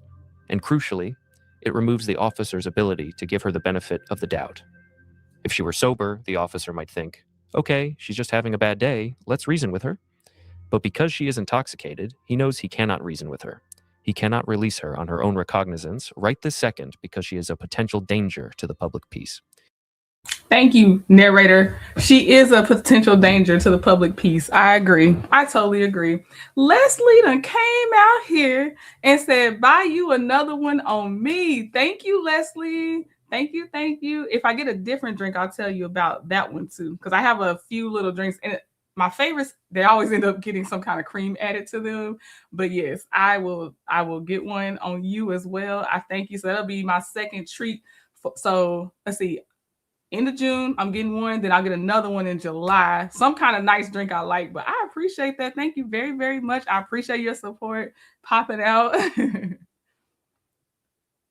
Poetic Justice, I love the supportive community. This is what we have to have. This has done my heart good today. I'm glad because I'm going to be, how can I put this? It just depends on when people find me and their first impression of me and if they decide to stay. It just depends on what we're talking about. But I try to be open. Some things I'm like, I'll keep my opinion, but I don't try to destroy someone else's opinion just because I might disagree with it. So yeah, it just depends. And yeah, stick with me. I'm pretty well rounded. I might not always get it right or anything, but I do try to be as fair as possible, but I am human, so it is what it is. If he drives away, she's just going to attack the next person who walks by. She tries to flip the script again, asking, did you punch him? Did he punch me? She is trying to argue that because there was no physical violence, there is no crime. This is the battery versus assault disorderly confusion. She thinks you have to draw blood to break the law, but the law is designed to prevent the violence before it happens. You don't have to hit someone to be arrested, you just have to create a situation where violence is likely to occur. The officer clarifies this for her. You coming over here threatening is what you're doing. He gives her one last chance. This is the tactical pause. He asks for her name again.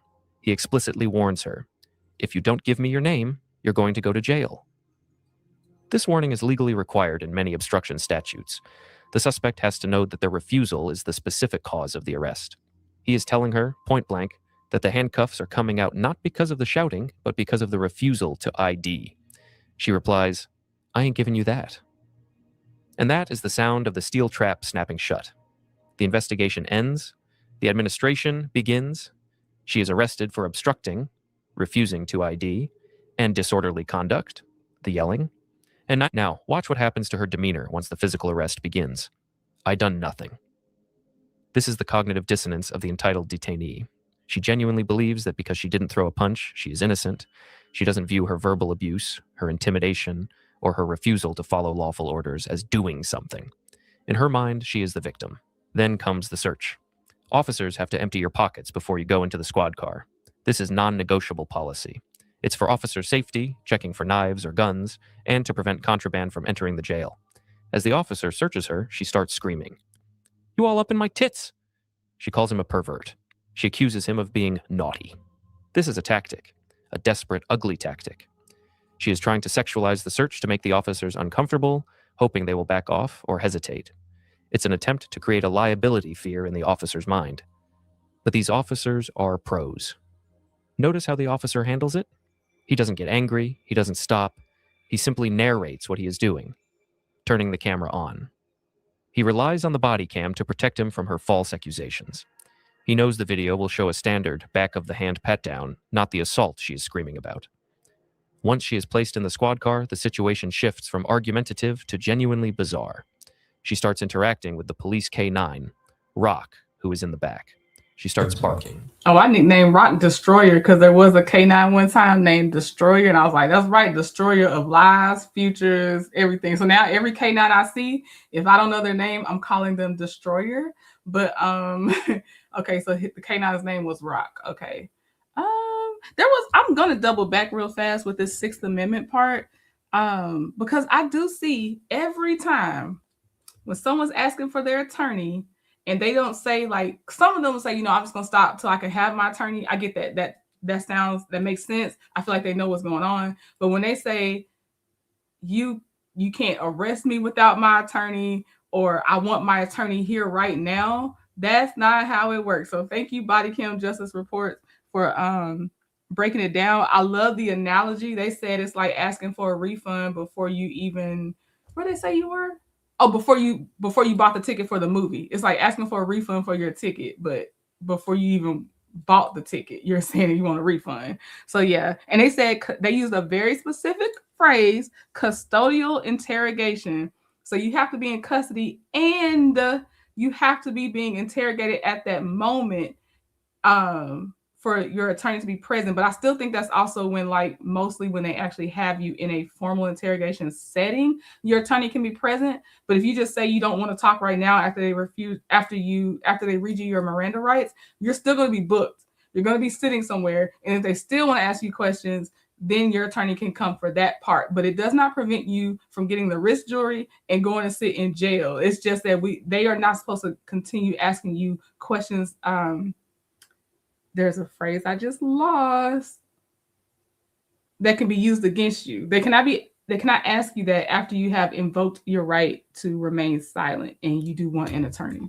And also, I've learned that you kind of have to be explicit about it, because if you say, I think I should have an attorney, or I'm thinking about calling my attorney, or should I have an attorney? That's not the same as you invoking your right explicitly that you don't want to speak until you have an attorney present. So don't talk anymore if you don't want to talk until you have an attorney present, and you have to, and also explicitly request an attorney, so then you will be provided with one, or you'll have the one that you already have on retainer at the time, not at the time of this, but at the time it is appropriate to have them when they're questioning you. Literally barking. I'm a lion. You getting me? It sounds funny, maybe even pathetic, but legal-wise, this is damaging evidence. Barking at a police dog is ill-advised for several reasons. First, it agitates the animal, which creates a safety hazard. But second, and more importantly for her case, it serves as undeniable proof of her intoxication and disorderly state. Imagine her lawyer trying to argue in court later that she was a calm, rational citizen who was unfairly targeted by police. The prosecutor doesn't even have to make an argument. He just has to hit play on the video of her meowing and barking at a dog in the back of a squad car. It destroys her credibility instantly. A sober, rational person does not bark at a German Shepherd. Then comes the final pivot, the medical psychological diversion. She starts banging her head against the partition of the car. Thump, thump, thump. Why do suspects do this? Sometimes it is genuine excited delirium or mental distress, but very often it is a calculated strategy. They think, if I injure myself, or if I act crazy enough, they can't take me to jail, they'll have to take me to the hospital. And technically, she's right. Police have a duty of care. If a suspect injures themselves in custody, the police are liable. They almost always have to transport them to the emergency room for medical clearance before they can be booked into jail. But here is what she doesn't understand. The hospital is not freedom. Going to the hospital doesn't mean you get unarrested. It just means you spend 4 to 6 hours handcuffed to a hospital bed, having your blood drawn, with an officer sitting in the corner watching you before you go to jail anyway. It doesn't get you out of the charge, it just makes the night longer and more miserable. The officers here are savvy. They tell her to stop, they document it on audio. She's trying to time up her racial comments to when my phone was put down. They are building the record that this is a performance, not a medical crisis. And finally, the nail in the coffin, the evidence package. While she is banging her head, the officers are wrapping up with the victim. The officer asks, "Did you have videos?" The victim says, "I do have some videos." This is checkmate. In a he said, she said disturbance, the defense attorney can often cast doubt. Maybe the victim misunderstood her. Maybe the victim was the aggressor. But when there is digital video on a cell phone showing her screaming regarding red country and invading immigrants, the defense evaporates. The officer confirms the video exists and that it corroborates the victim's story. So let's look at the final tally. For the disorderly conduct charge, they have the 911 call, the victim's statement, and the victim's video. For the obstruction charge, they have the clear, repeated refusal to provide identification on body cam after being warned. For the intoxication, they have the odor of alcohol, her admission of a drink, the barking at the dog, and the headbanging. It is a watertight misdemeanor case. The aftermath is standard for this type of offense. She is charged with misdemeanor disorderly conduct and released on a signature bond. This means she didn't have to put up cash, but she promised to appear in court. The obstruction charge often gets rolled into the plea deal, but it served its purpose. It was the legal key that allowed the officers to take control of the scene. So, what are the practical takeaways from this chaotic night in Wisconsin? I want you to walk away with 3 specific lessons. First, and most importantly, remember the 2-lane rule. Lane 1 is the administrative lane. This is the compliance lane. When a cop asks for your name during an investigation, or tells you to step out of the car, or asks for your license, you comply. You have to. That is the price of admission for living in a society with laws. Lane 2 is the litigation lane. This is where you fight. This is where you argue that you weren't disorderly, or that the witness is a liar, or that the stop was unconstitutional. But, and this is the key, you fight Lane 2 in a courtroom with a lawyer months later. This woman tried to merge the lanes. She tried to litigate the validity of the stop physically on the sidewalk while drunk. That causes a crash every time. Second, the lawyer's scream doesn't work the way you think it does. Asking for a lawyer when an officer just wants your name is like asking for a referee after the game is already over. It's the wrong tool at the wrong time. Give your ID, stay silent, and then ask for a lawyer when they actually start grilling you about the crime. And finally, silence is your absolute best friend. If this woman had simply handed over her ID and kept her mouth shut, the officers likely would have viewed this as a verbal dispute, told everyone to go home, and she would have slept in her own bed. But by ranting, insulting the victim in front of police, sexualizing the search, and barking at the dog, she provided every single ounce of probable cause that needed to lock her up. The law doesn't care about your politics. It doesn't care about your opinion on the state of the country. And it certainly doesn't care who you think you are. It cares about what you do, and in this case, what she did was talk herself right into a cell. And if you found this breakdown helpful, and we did, please definitely like the original video. It is linked in the description box. Support the channel, and when the law works properly, it doesn't care about your politics. So I'm glad the law in this case did not care about her politics. That definitely is nice to see. Okay. So yeah, I'm not even gonna go over my thing because obviously you cannot do anything else beyond that right now. So Body Cam Justice Reports just broke it down. So we're gonna go ahead and go to our Pikachu video where someone gets tased. Okay, so this one with the taser, it's male Karen gets tased and the crowd cheers. Key legal question: did the suspect's own actions make the taser deployment legally justified? And okay, hold on. Let me get there again. All right, here we go. On September 20th, 2025, officers responded to an establishment for a call of a man causing a disturbance. So what I'm gonna have you do is you're gonna come over here. Yes, sir. No, I'm right with you. Not behind me. No, I'm right with you. Let's get this girl out of here. Okay, so real quick, what's your name? Okay. Hang tight for me. I'll be right back. Okay. You don't have any weapons or nothing on you, do you? No, sir. You can check. All right. I'll have you just kind of spin that, patch you out for weapons. No problem. All right. So I didn't find this out till later in the video, so I'm going to state it at the beginning of the video. I believe he is hearing impaired, which is affecting his speech pattern, in case you're wondering. And he's also drunk. So it's a drunk combo with him being hearing impaired, just in case. You're like, why is he speaking this way? Just talk to her. She's because she's scared of what? okay, so I'm trying to de-escalate the situation here without us getting any further. First of all, did anything physical happen, or is it? No, hell no. I just gotta double check. I paid. Do you have a driver's license? Yeah, I do. I didn't pay for it, but I have yeah. Okay. I'm not driving. I got everything you want to know. Am I pulling that out for you? Yeah. I am me. This is unnecessary. Okay. You're hurting the business. We're here to stop anything from hurting. Okay. Talk to me. All right. I was gonna freak out about what I'm doing. Woo! Ooh-wee, he is on one. There is a square for taser is used on your body cam card. I knew this was coming and I still put the square on there. So go ahead and take the square for taser is used. I'm not freaking out about nothing. She is. She's the problem. Well, we're here to figure out what exactly happened, okay? All right, so I hired a cab. She took me the wrong way. I said, take me back. You're going the wrong way. were you already in the vehicle and you left? Yes. Okay. Paid transaction. Okay.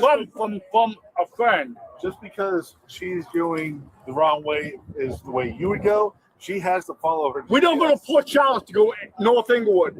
Period. So you're I'll answer to this put my is foot raised- down. I yelled at her. Okay. So you Freedom of speech. You gonna shut up now or what? No. Well, yeah, I think you Listen. should. Derek. What, are you going to get bowed up? I'm listening. I'm ready. Oh, that is a big officer. Oh my God. I didn't expect him to come fill up this frame this way. Oh, you bold, sir. I tell you that. I tell you. Woo. Was it cornbread fed? Was it a corn fed? This is a big officer. You're not listening to me. You would disrespect I'm and I'll asking you get to paid. listen to me. I'll get paid. I'm asking You you to relax. stop. You're the de-escalator. That's exactly what I'm doing. You're the I'm just talking. de-escalator. Back up.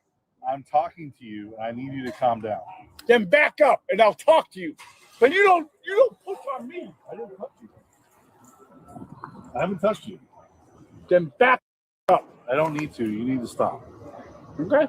I need to stop what? So are you going to Two continue punches to cause- don't do it. Are you threatening to punch me? Is that what you're No. doing? That's not a good idea. So What the are you talking about? So the incidents here. Are you putting hands on me? Does it look like I am? I think you are. Stop spitting on me. Back up. That man ain't such him. De-escalate. I am. Then back up. I'm not backing up. You need to leave. I'll Stop back. walking. No. Yeah. I'll take it to the hill. Okay. I'll be right back with the trespass warrant. Go ahead. You heard me. I see you. I know you. I know. Oh, that's interesting. Okay. First of all, lovable. I'm pulling out my spit mask. If I was a cop, I'm like, you can still talk, but this spit mask is going over your head because what you're not going to do is be spitting in my face as you speak. Secondly, I was watching for it because I missed the part where the cop got that close to him. And I was like, let me look at his hands and his gestures. Them gestures got this small, look, like this. The gestures didn't go past this point. The cop walks away, his hands all right out here. I'm like, oh, he got sent. He ain't too crazy. Everybody think about you. You need to stop. Then take care of this. We are right now. Let it go. We're not letting anything. I know where he lives. You want me to announce? And his kids and his family. Mind stop spitting on me? He just spit on the camera. It was like 5 directions of spit that just came out that man's mouth. I know everything.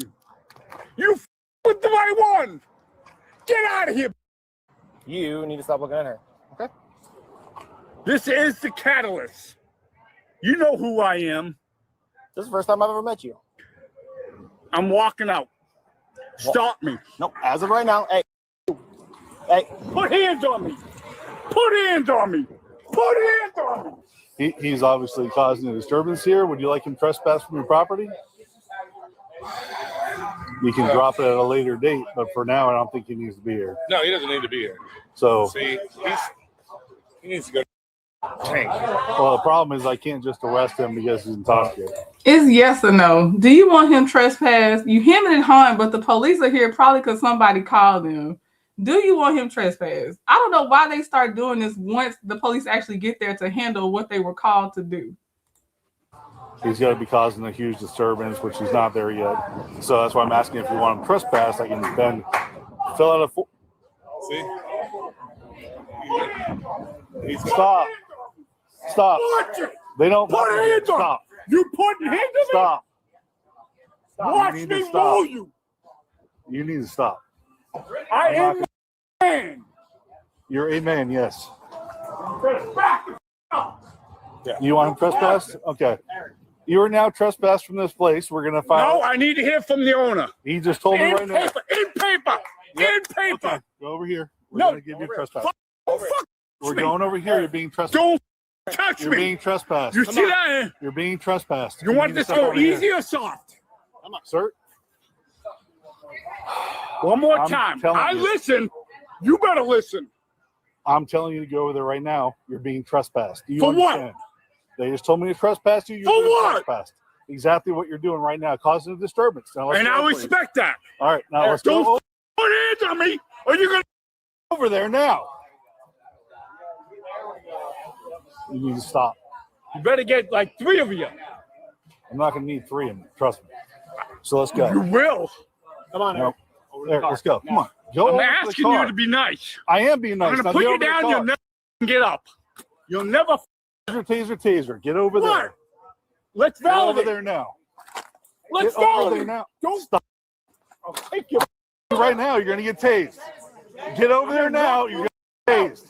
Let go of me now. You're committing a felony now. Get over. Stop.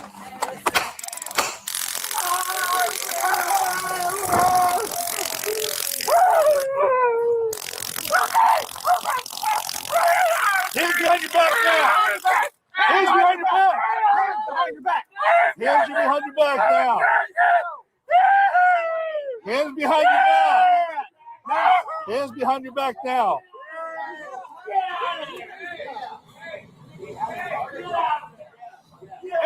I'm trying to listen. On your stomach. I'm trying to listen. Put your hands behind your back. On your stomach. Hands behind your back. Make sure he has his property. Take him off. Take him off, and I'm going to listen. You stay up there and be We're quiet. past that point now. No, we're not. We're past that point. Then call the unit. You know who I'm fucking talking about. Call the fucking special unit. All right, well, we weren't here for 5 minutes, so relax. I am trying on the man.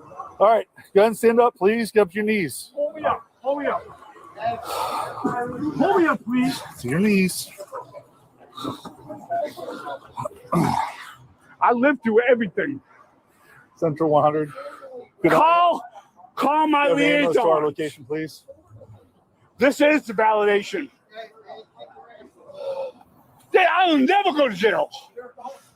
You want to bet?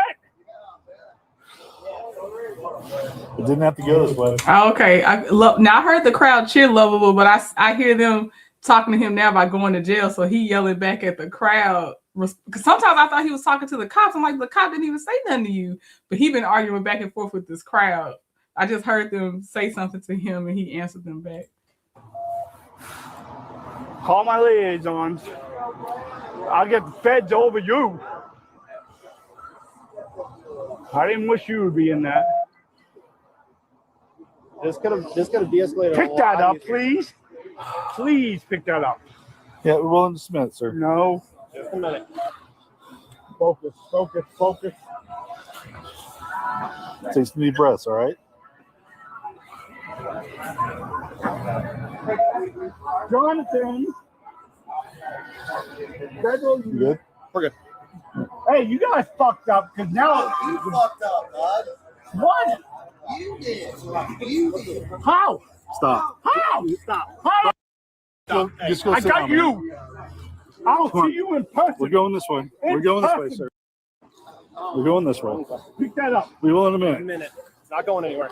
Staying right there. You don't know who I am? Jimbo? Oh. Central 100. Keep your traffic. Did he tell that man he would F his BITCH? Because that's what his lips said. I'm going to go back so y'all can see. Tell me if you think that's what he said when he yelled back at that man. You can only see his lips, though. Who I am? Jimbo? Oh. Central 100. Keep your traffic. I'll be back. Not here, you won't, sir. I'll be in your family. Don't threaten our family. That's not very smart. Then respect me. But you put hands on first. I never touched you first. What? We tried to from the Tried very it. beginning. Yep. We tried to respect you from the very beginning, and now we're here. Do what you got to do. Then please walk. Do what you got to do. Then please walk. Tell me where. To that car right This there. vehicle right here on the left-hand side. Hey, place burn down. Watch. Kaboom.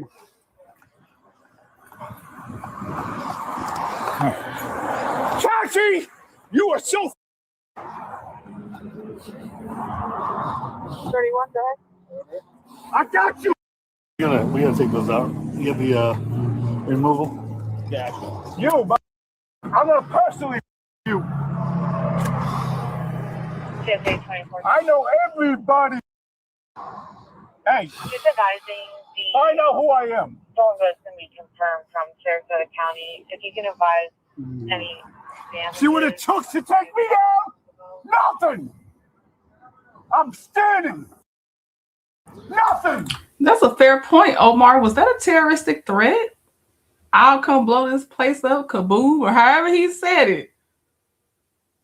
However he said kaboom for that place. Yep, he threatened arson in front of the police. He sure is, Mindy. Yeah, Wakao said he's a nasty man. He better hope nothing happens to that man's business, right?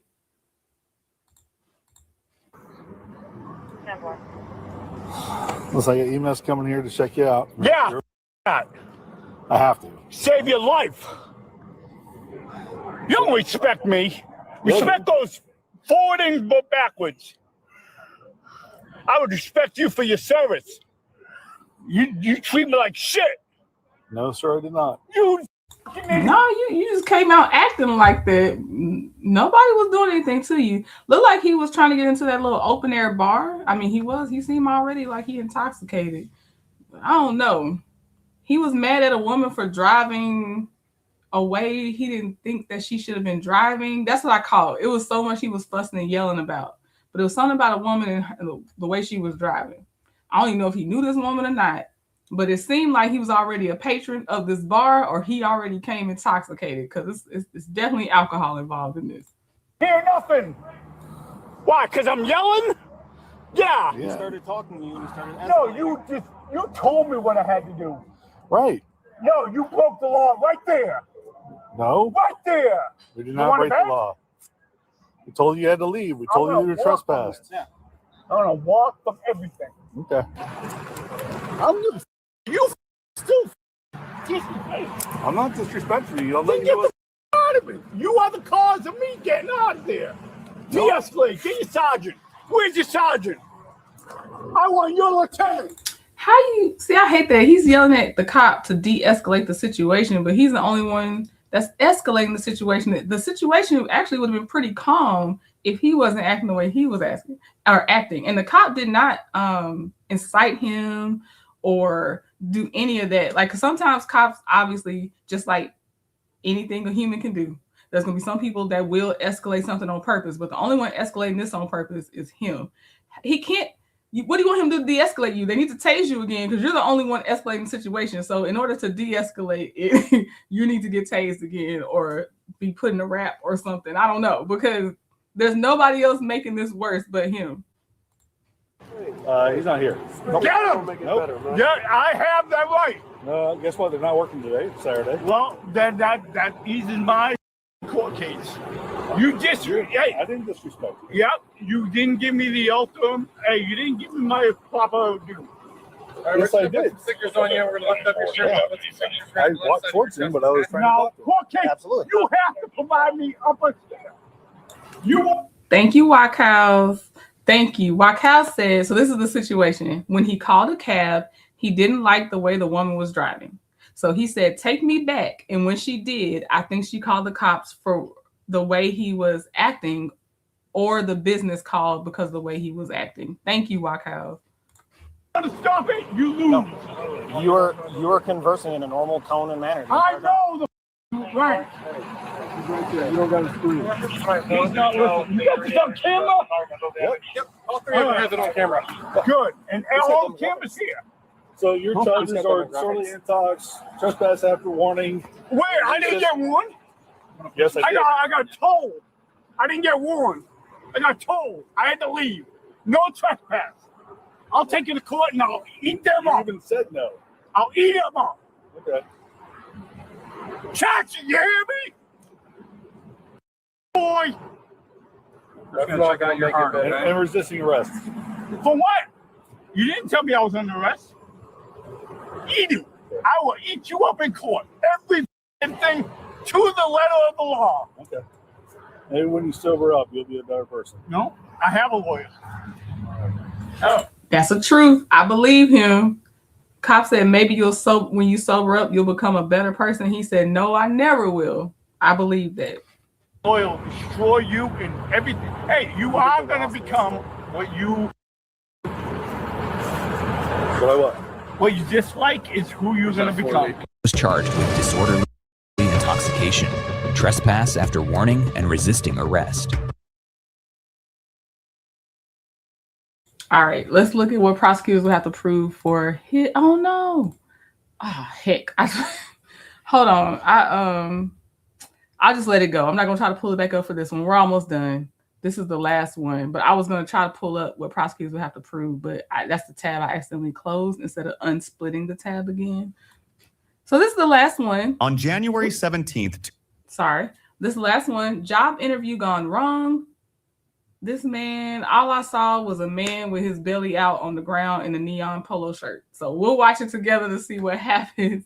But yeah, thank you. All the ones we played today were sent to me, by the way. Well, maybe this was my pick. Maybe this one wasn't sent to me, but the other ones were. 2025, officers were dispatched to the Moorings Clubhouse in Florida after reports of a battery that had just occurred. Hi. I see he's down there. I'm coming in there.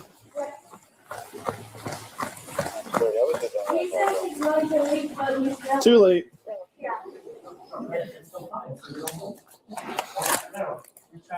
All right, sir, Officer Crowther with the Naples Police Department. Put your hands on your back. Thank you. I got it. All right, at this time you're detained, okay? You're not under arrest, you're just being detained. I understand. All right, I'm just making sure you understand. Dude, Miranda, right now. I'm going to get you in a second. Right now. Give me a second. I'll tell you. Always trying to control the situation. The most ridiculous ones I see is when someone, because they don't have any other control, so they start. Yeah, he was growling. It was weird. I didn't like it. But like that, he says Miranda me right now. That's not how this works. But the other ones I see that get on my nerves the most so far are when like someone's already handcuffed in the back of the car, they are arrested, not detained, and the cops already driving to the station, and they're like, yeah, you better make a right here. You better make a right turn right here. Or then they'll be like, hurry up and get me out the car. Or hurry up and open the door. And I'm like, oh my God, you gotta find something that you can control right now, that you feel like you can control right now. He came in on a job interview. Okay. He refused to leave. He was smoking. Non-smoking facility. And we're back here, started making a scene. Tried to extinguish the cigarette in my chest. When I asked him to leave, I tried to escort him. Do you want to press charges against him? Yeah, definitely. Okay, for assaulting you too? Yep. Okay. He's under arrest. Everything's on film. It's right here. I'm filming too. No, and they got film too. Awesome. All right. Everything's on film. You want me to read you Miranda? I'm going to read you Miranda now. Please give me a second. Sit him up. What's going on? All right, come on, stand up. Stand up. I'm as soon as I can, yeah. All right, come on. You're outside. Right, that's my stuff. I'll grab it. Can you grab my stuff? We will. We'll come back.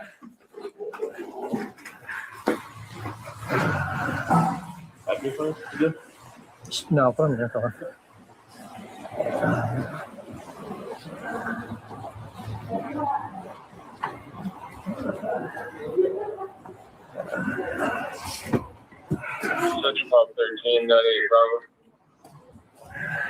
Just pat him down first. No.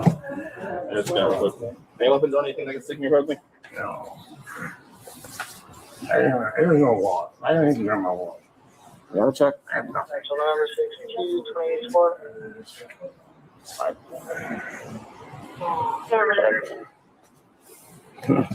Number 5 Echo Juliet Romeo Alpha. Great. This is his items. This came off during the struggle. That's what he had. So it's a non-smoking campus. He started smoking after some sort of job interview. He was sitting out here. You have a trash can? Take care of it. Yes. I don't know how to. Jail won't take those, that's why. So. Did he give you his name, date of birth, and stuff? I didn't get any. ID, anything? The person that was interviewing him told us his first name is Christopher. Okay. But you don't have like a license number or anything? No, I said we just need you to extinguish your cigarette and leave. Okay. This was all about having to put out a cigarette before the interview. What? You know you got to make the best impression on job interviews, right? Everything is being judged on the day of a job interview, from the time they can spot you when you're on that property to the time you get off that property. And then they also now, of course, I hear most of them are searching your social media as well. So he didn't need that job. He didn't need it. Hey, thank you for the super chat, Poetic Justice. I appreciate it. Yes. Okay. I'll figure out something. I got 2 drinks, so I'm going to figure out something. But no, thank you very, very much. I do appreciate it. He said, you have to present you before questioning if you wish. to get me out of here. So, well, I said, nobody wants to do that. So just extinguish the cigarette and you leave. I don't want to leave. So I said, all right, I'm going to help you up. I went to grab him by the elbow, and he turned with the other hand and tried to put the cigarette out of my chest. All right, so I'm going to read you those Miranda rights, okay? Absolutely. Read it out. All right, so this is Miranda warning. You have the right to remain silent. Anything you say can and will be used against you in the court of law. You have the right to talk to an attorney and have him or her present while you are being questioned. If you cannot afford to hire a lawyer, one will be appointed to present you before questioning if you wish. You can decide at any time to exercise these rights and not answer any questions or make any statements. Do you understand? I need a verbal yes or no? Yes. Okay. So what's going on today, sir? Nothing. Nothing? Lawyer. All right. Do you know where you are, sir? Lawyer. Lawyer? Awesome. Sounds good. All right. All right, so at this time, you're being placed on Did you have my phone? It was placed right here. Is this your phone right here, sir? Yes. Everybody serious? And then there's a bracelet.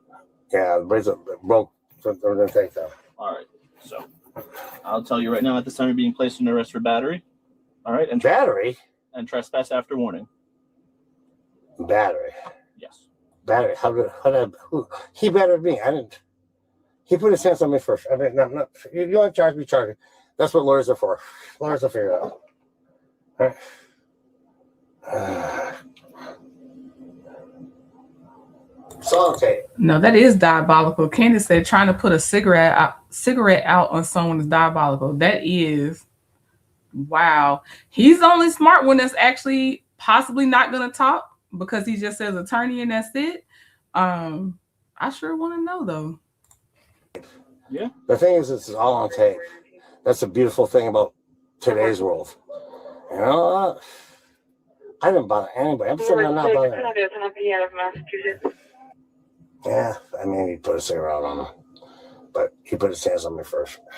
Can I get a name for you? Let's go. Can I get your name? I'm going to go to jail. What? Can I get your name? My name? Yes. You know my name. I do not, sir. Oh, well, then figure it out. All right. Wow, that's right. I give you my wallet. I didn't take my wallet. You don't even have your wallet, sir. That's why I'm No, saying that's right. I don't know who you are. You don't even know who I am. No. Even great. Even better. Take me to jail without knowing my name. That's even more fun. This isn't the first time I've taken someone to jail without a name, sir. I wouldn't think it is. I'm just telling you. I mean, I wouldn't ever think that is the first time. Right? That's not the first time for anything for you. But figure it out. Oh, this makes it even more fun. 51 NJC, 1 male. Oh, put me in jail? Put me in jail. Refusing to identify himself. So is it felony battery or misdemeanor battery? That I believe misdemeanor at this time. What? I believe misdemeanor at this time. Oh, okay, fine. You know, take me to jail. About an hour. I'll be out in 9 hours. Probably. What? Probably. Yeah. No, absolutely. Not probably. Absolutely. I mean, it could be sooner. It could be 8 hours. What? That's why I said probably not. No, I mean, yeah. Anyway, I went in there. I mean, if you looked at the tapes, they attacked me. I was there for a job, and they kept attacking me about smoking a cigarette, walking up everybody come and tell me. Lovable. I was just about to say, and he sound drunk. So you showed up to an interview. You're not supposed to be smoking out there. You smoking. Then you tried to put out your cigarette on somebody, and you showed up drunk.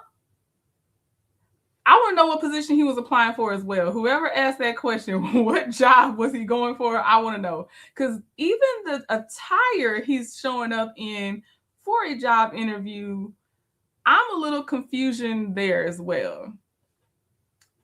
He did ask for a lawyer. I wouldn't be talking to him either. Don't ask me nothing. Unless you tell me all of a sudden you think you having a medical emergency in the back seat, we don't have anything else to talk about. You asked for an attorney. I have nothing to say to you. But yeah, he does sound drunk. Sounds like a lifetime criminal. Oh, sounds like a comment a lifetime criminal would say. Yeah. Right, Omar. You know he had the audacity to go for management. You know he did.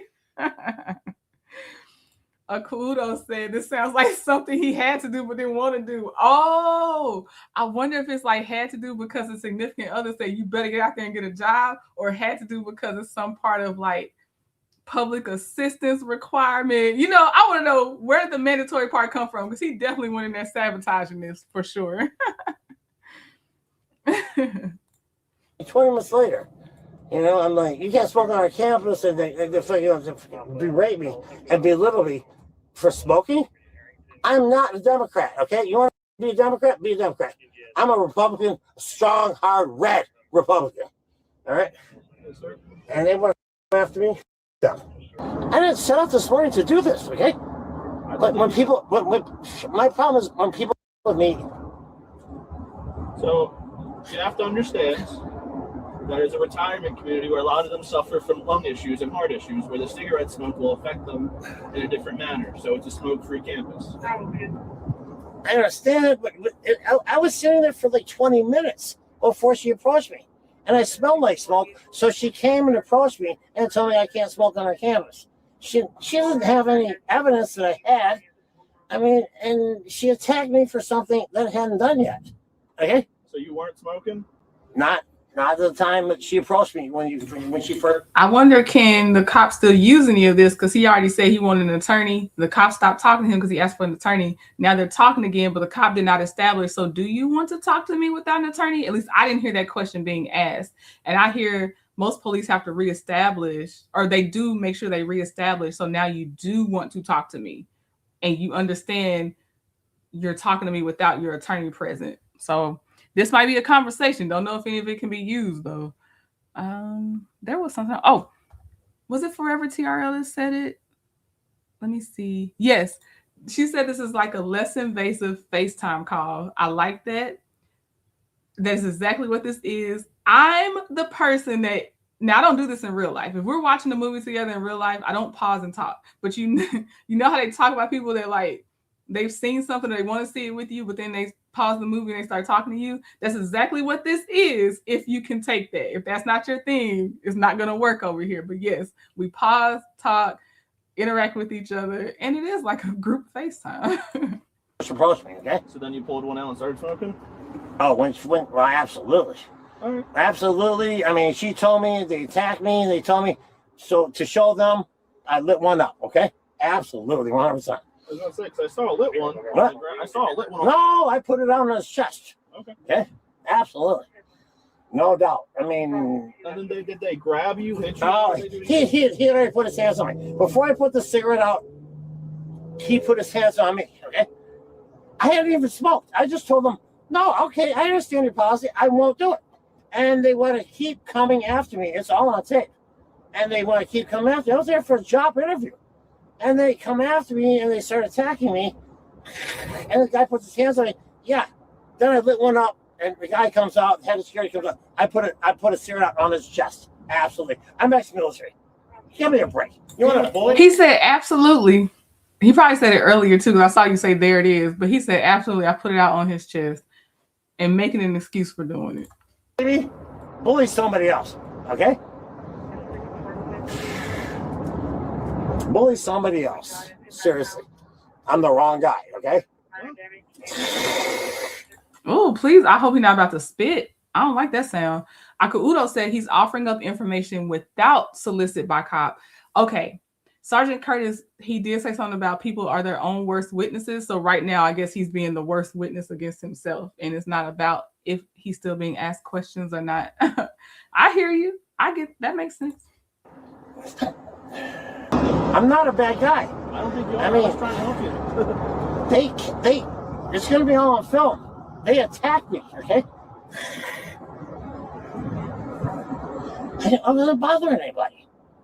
I didn't bother anybody. I mean, God, I was there for a job interview. For Christ's sake, who leaves in a job interview in handcuffs? You, because you ain't want that job. Something it'd be like a news release. Give me a break. Guess what? What's up? I didn't get bullied. You stood up for yourself. What? You stood up for yourself. Absolutely. I got bullied in junior high and high school a little bit, but I stood up for myself. But I didn't go into an elementary school to kids. He came after me, and I stood up to him. I mean, you know what?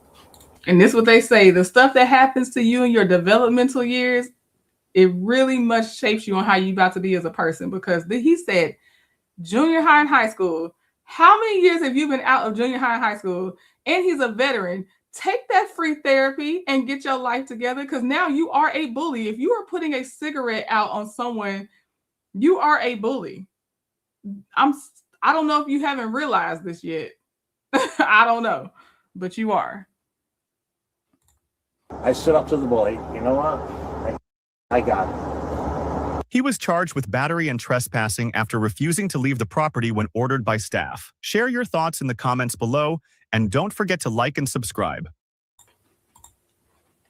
Oh, Lord. I don't know what this is about to be, but it paused here. Oh, Dollar Tree manager. I think we'll watch that one day. That's probably in my queue. Why it popped up like that? I don't know. All right. I didn't know I got you out your shell, Lovable. That's so cool. You just seem like you already came out, like just out your shell. I didn't even know.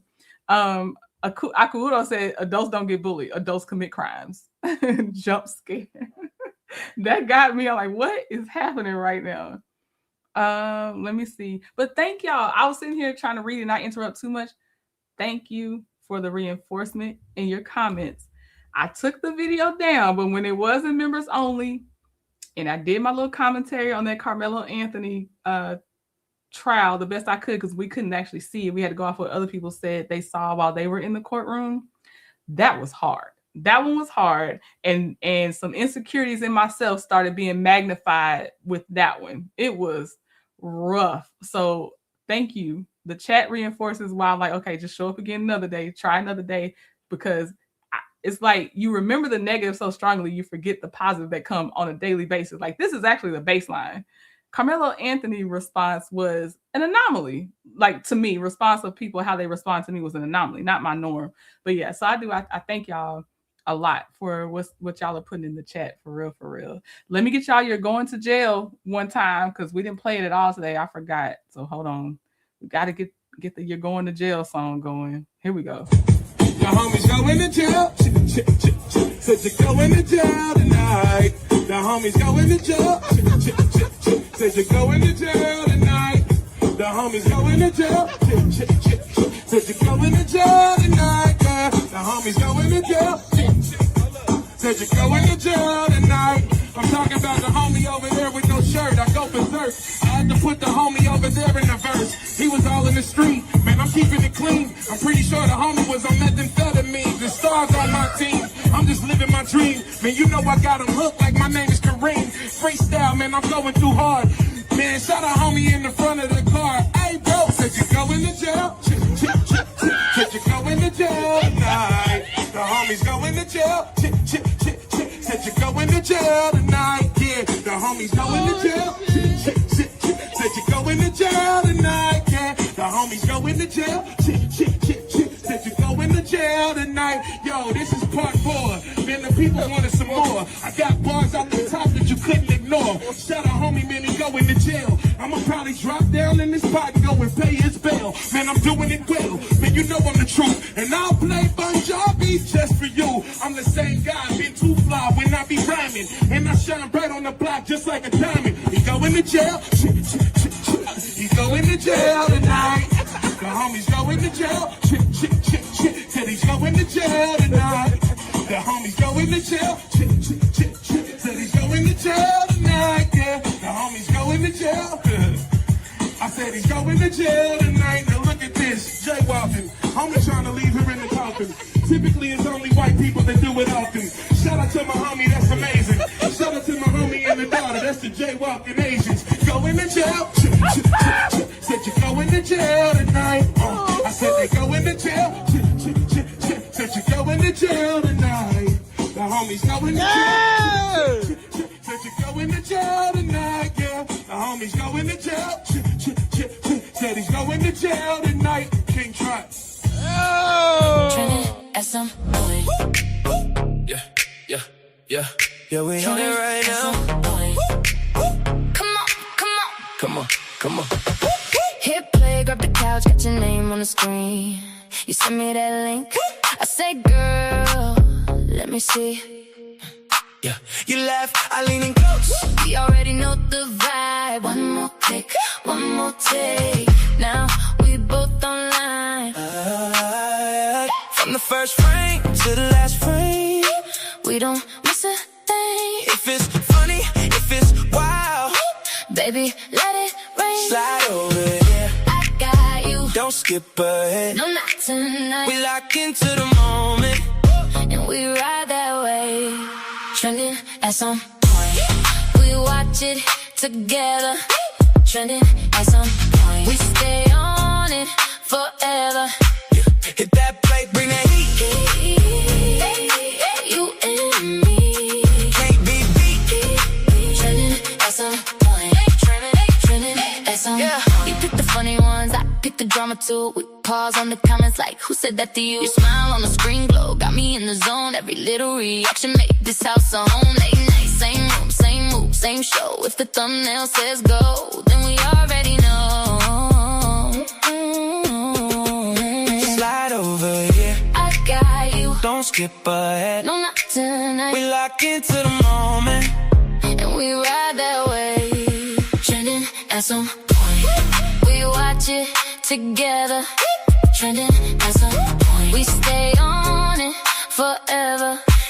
Hit that plate, bring that heat. You and me Can't be beat. trending at some point. Trending at some point. If the world goes fast, we slow it down. One more video, turn it around. Talk back to the screen, laugh till we cry. You, me, and the fear all night. All night. All night. All night. We watch it together. Trending at some point. We stay on it forever. Yeah. Hit that plate, bring that heat. You and me Can't be beat. trending at some point. Trending at some point. Trending